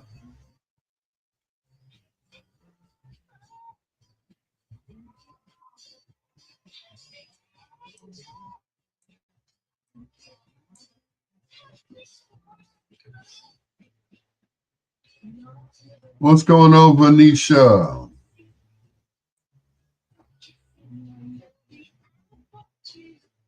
Long time no see, Venetia.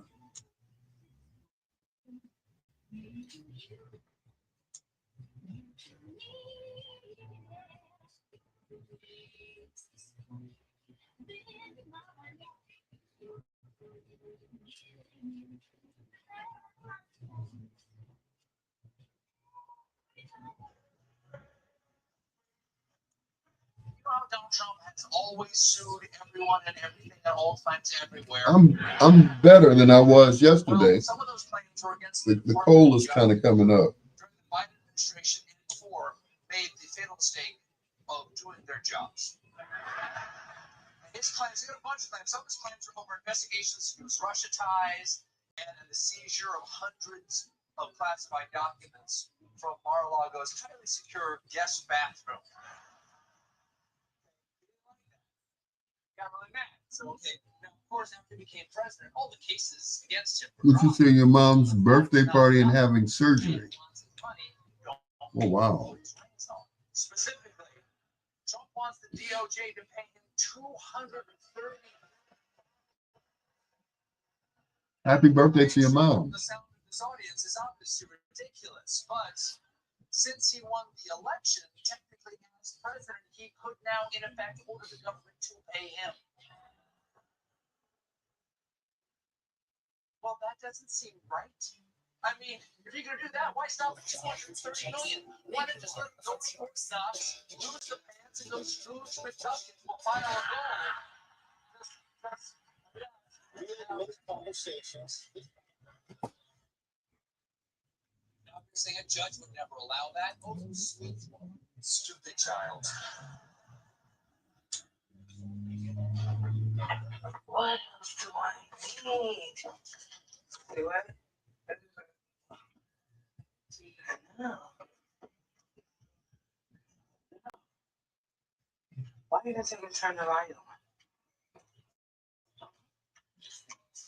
on? My ass beat it. Oh, that would be fucked up. Yeah, tell her happy birthday. You probably don't remember who I am, but yeah. What's your happy birthday to me? You heard the chimes? You know why? You know the chime? Because it's cold as hell outside. Birthday dinner is Sunday and my surgery is Monday. Okay.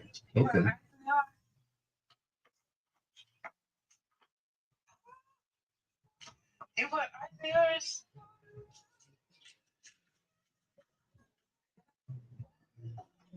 Hi, man.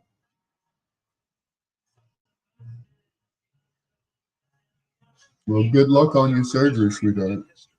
Was the doctors making women orgasm? Sounds insane, right? But in the 19th century Europe, this was considered real medicine.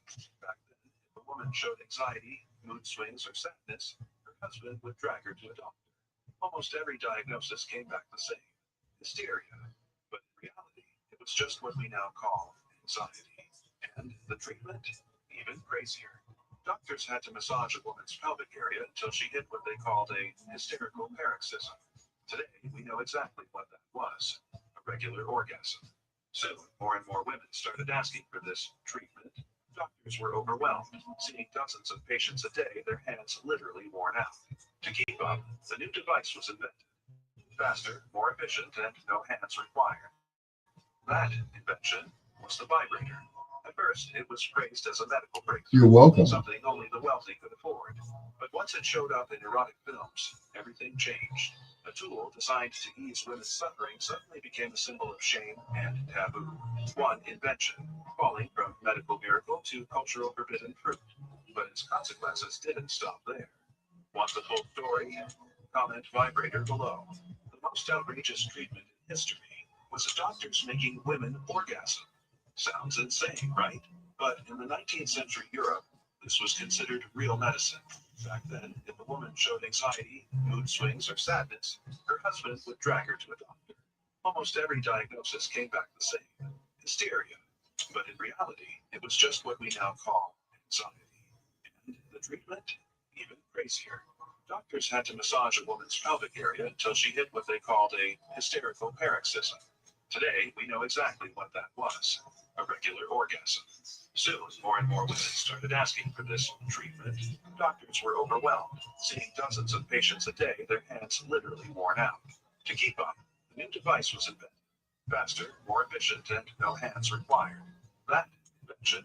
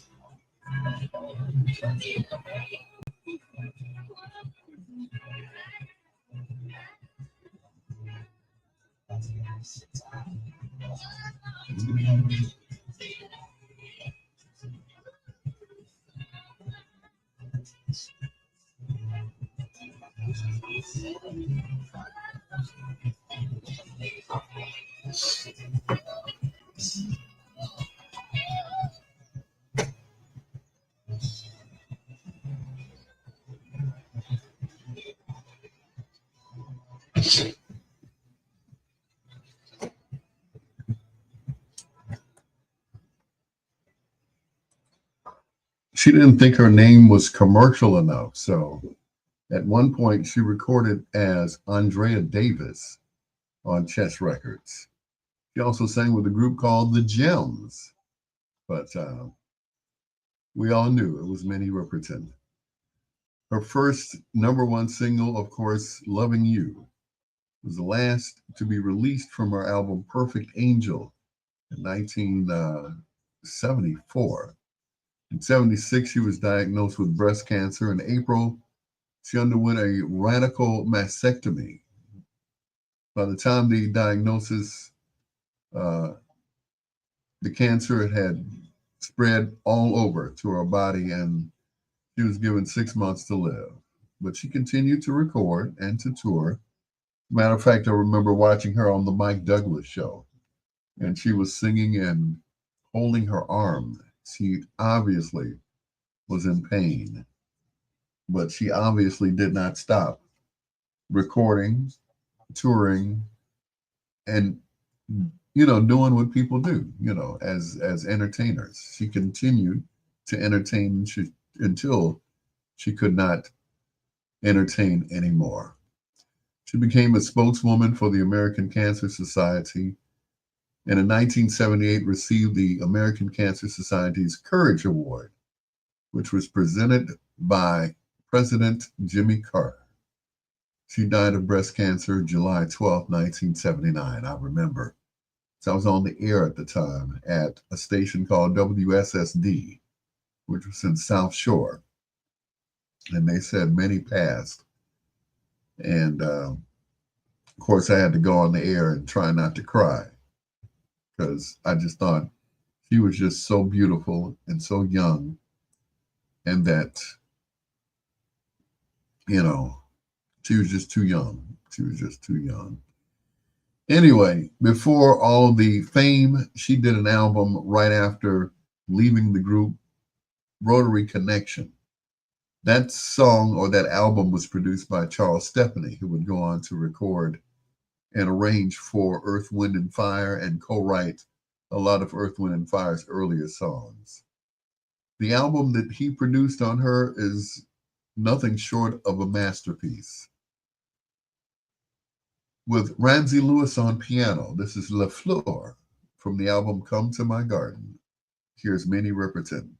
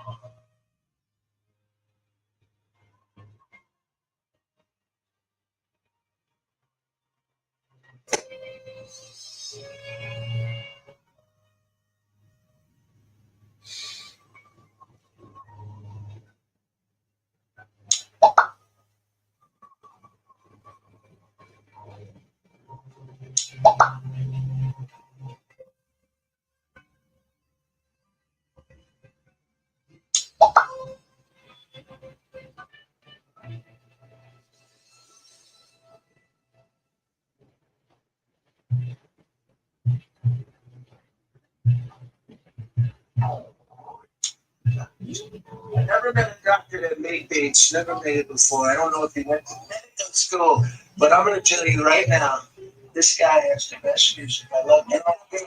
doing this. No. We're not doing this. Either Negro is I love this guy. He's one of my favorite black producers. You're so great. You're so amazing. I swear to God, all your music. The G thing is my favorite. You got to do a D thing, a Trump thing. I did not approve this I message. love this guy.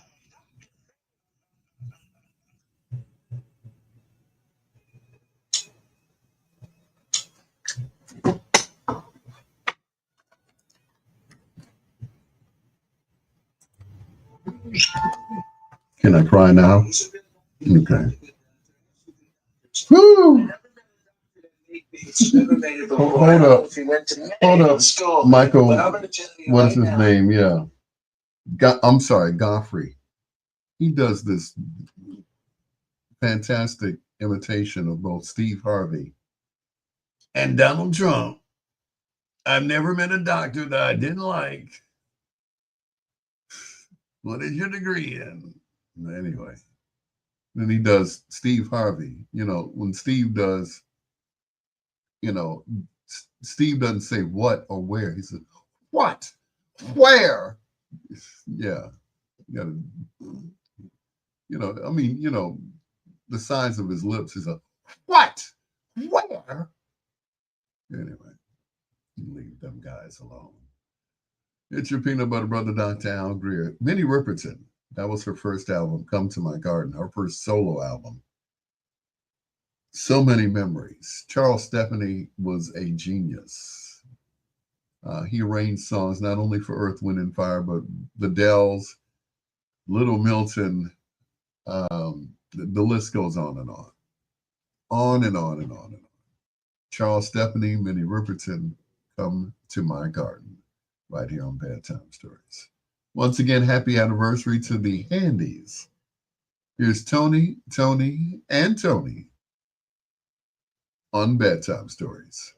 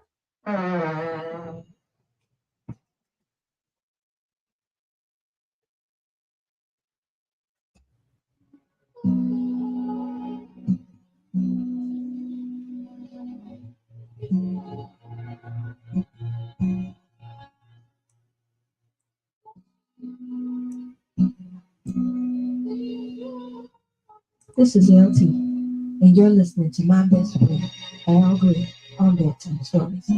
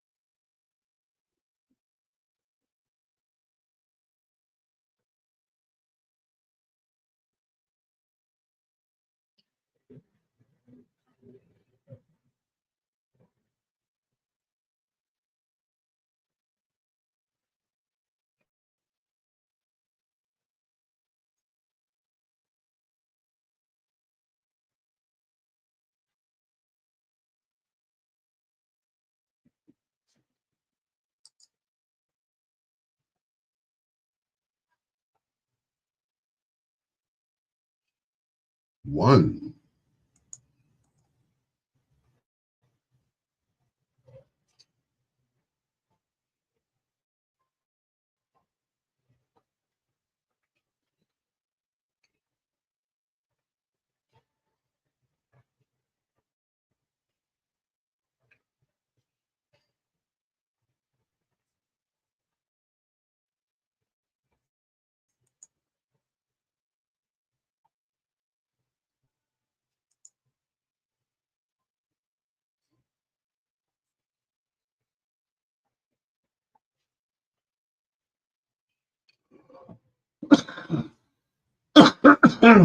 Mm.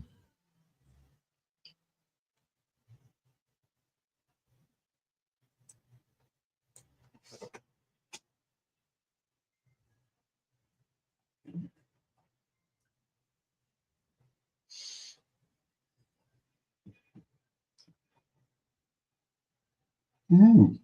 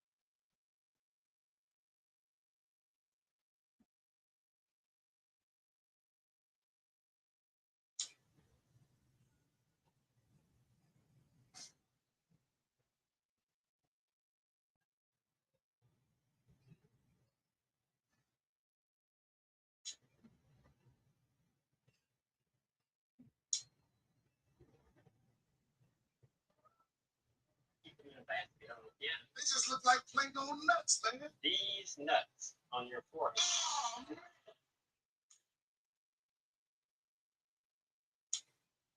My friends, I stepped into Cane's for the very first time. This basket of chicken and fries is proof that simple things done with care can bring people together. Thank you.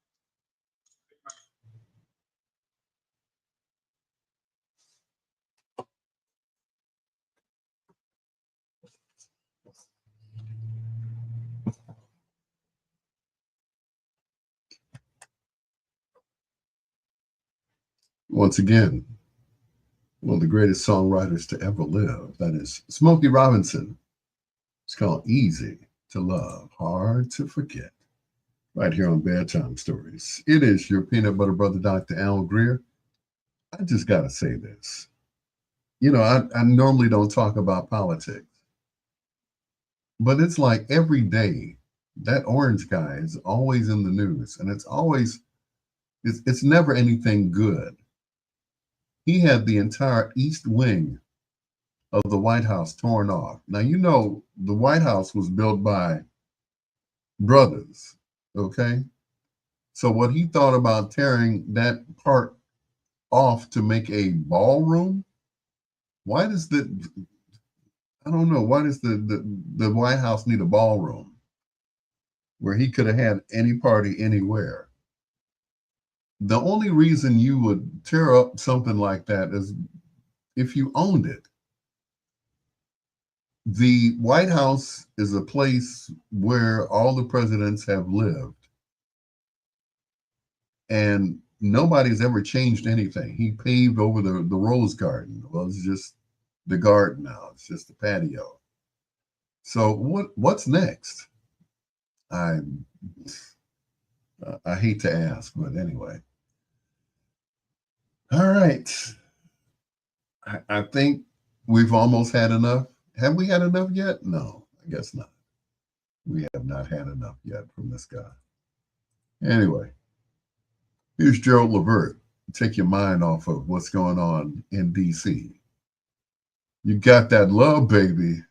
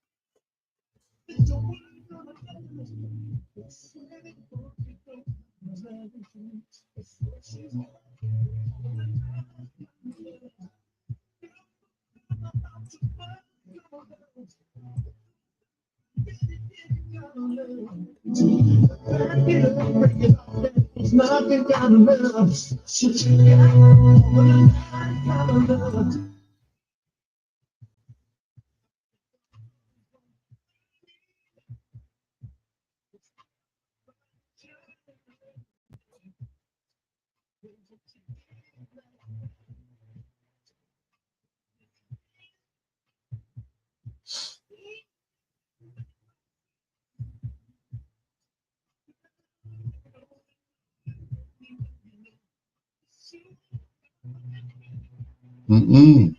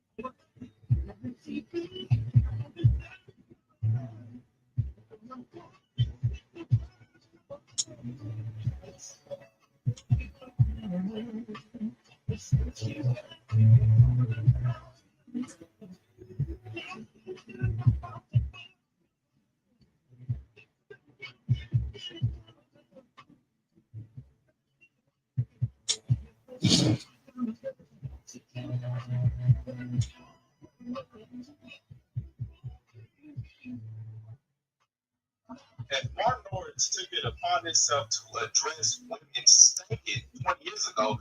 That means it was eating seafood quarterbacks way before I came to the picture. That's the problem.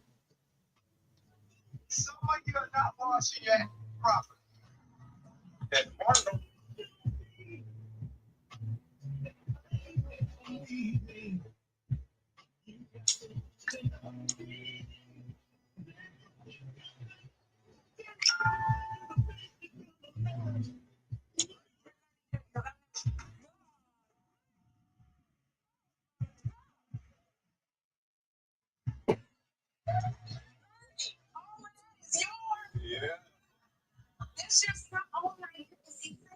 Yeah.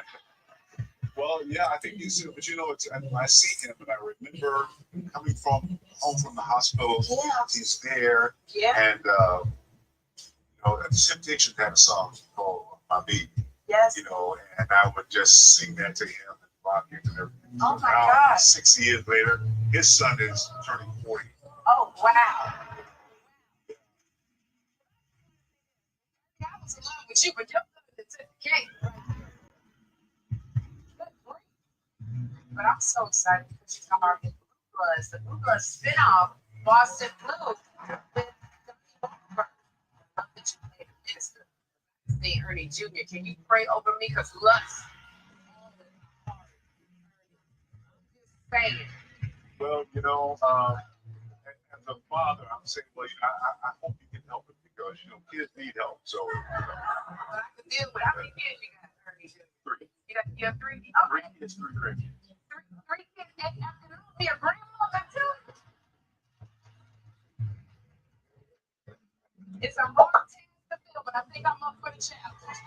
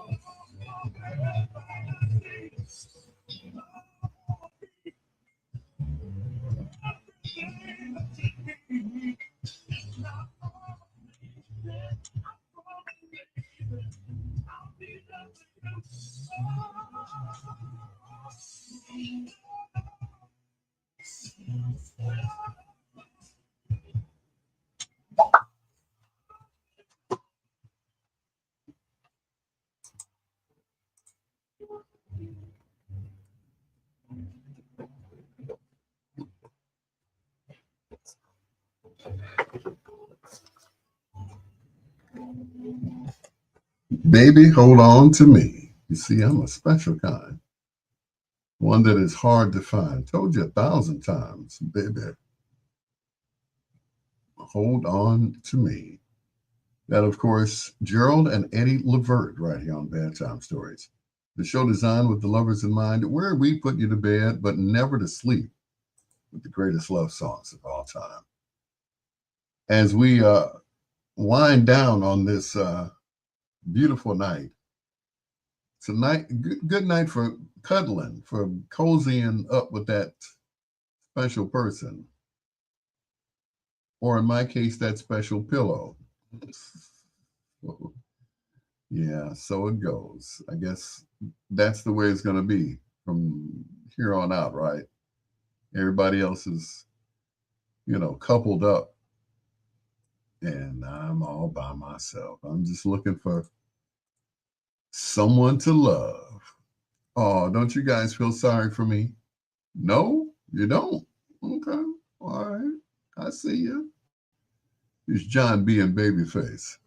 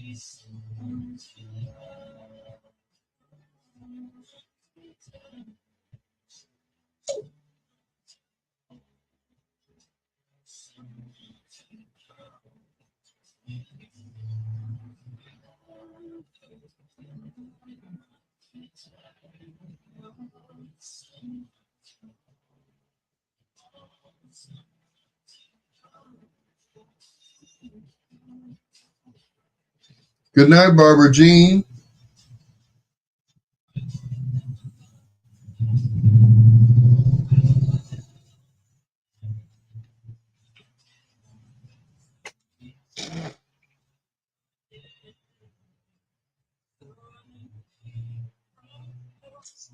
Out of myself. So the thing I was in was the Sade ponytails. So you would slip your hair back and get one of those hair pieces and put it on. They'd be long.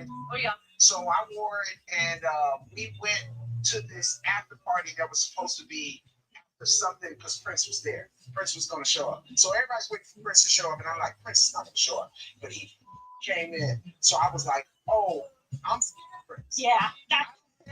When nobody say he's gonna see me, he's gonna be big, tall. Yeah. I want to climb your, and I'm gonna write a song about you. All this, I had dreams of grandeur in my head. So I wore that ponytail, and I was fine as. So I just made sure that he could see me, but there were so many girls, so I was like, I'm out. What did you do? Oh, girl, I stepped in. It was big too. And then I got to the rope, and I just did my hair like where the ponytail can swing around, and I was like, ow, ow, ow. And then I was like, oh, because they played this song, they're playing this song, and I was like, ow, ow, ow. And I swung that motherfucker, and that ponytail says, oh, it came off? Oh, it came off. Did it hit a wall or something? It hit the ground. And then Prince, I looked at Prince, and he was like, Oh my God. And the ponytail was expensive, so I told the security guy, I was like, can you fast forward to SNL? Chris Rock is the guest, and he has Prince as the musical guest. And then when he finished, he starts heading towards me, and I'm about to. I'm like, oh my God, I made it, and I know I'm so famous. Prince knows me, and he's coming to meet me.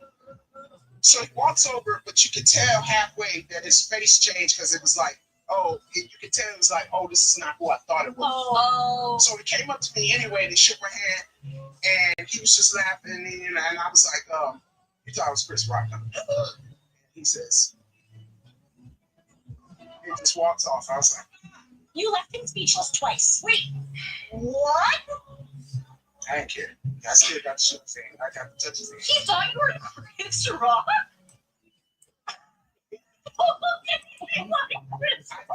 I mean, if in the dark I had the mohawk, and in the dark I look like this.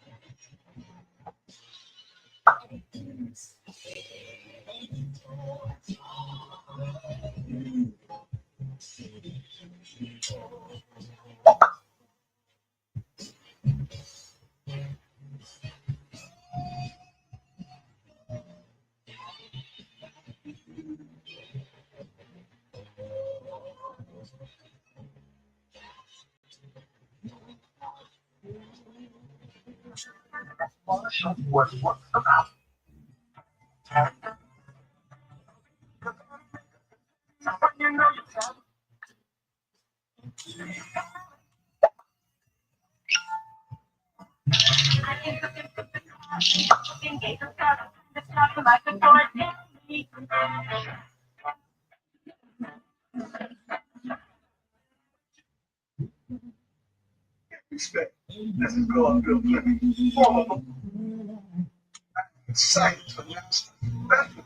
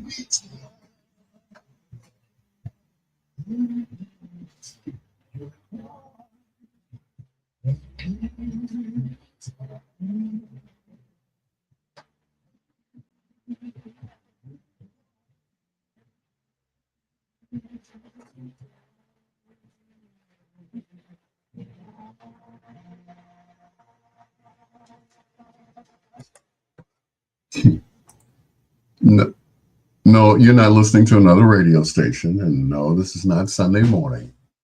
And yes, that was Walter Hawkins, along with Maurice White, and Eternal Life. I'm sorry, guys, but it's been a long week. Thank you so much for everyone who listened, who stayed up with me all this week. I appreciate you guys. Have a great weekend. Till next time, blue skies, green lights, and peace. Good night, Miss Delicious, wherever you are.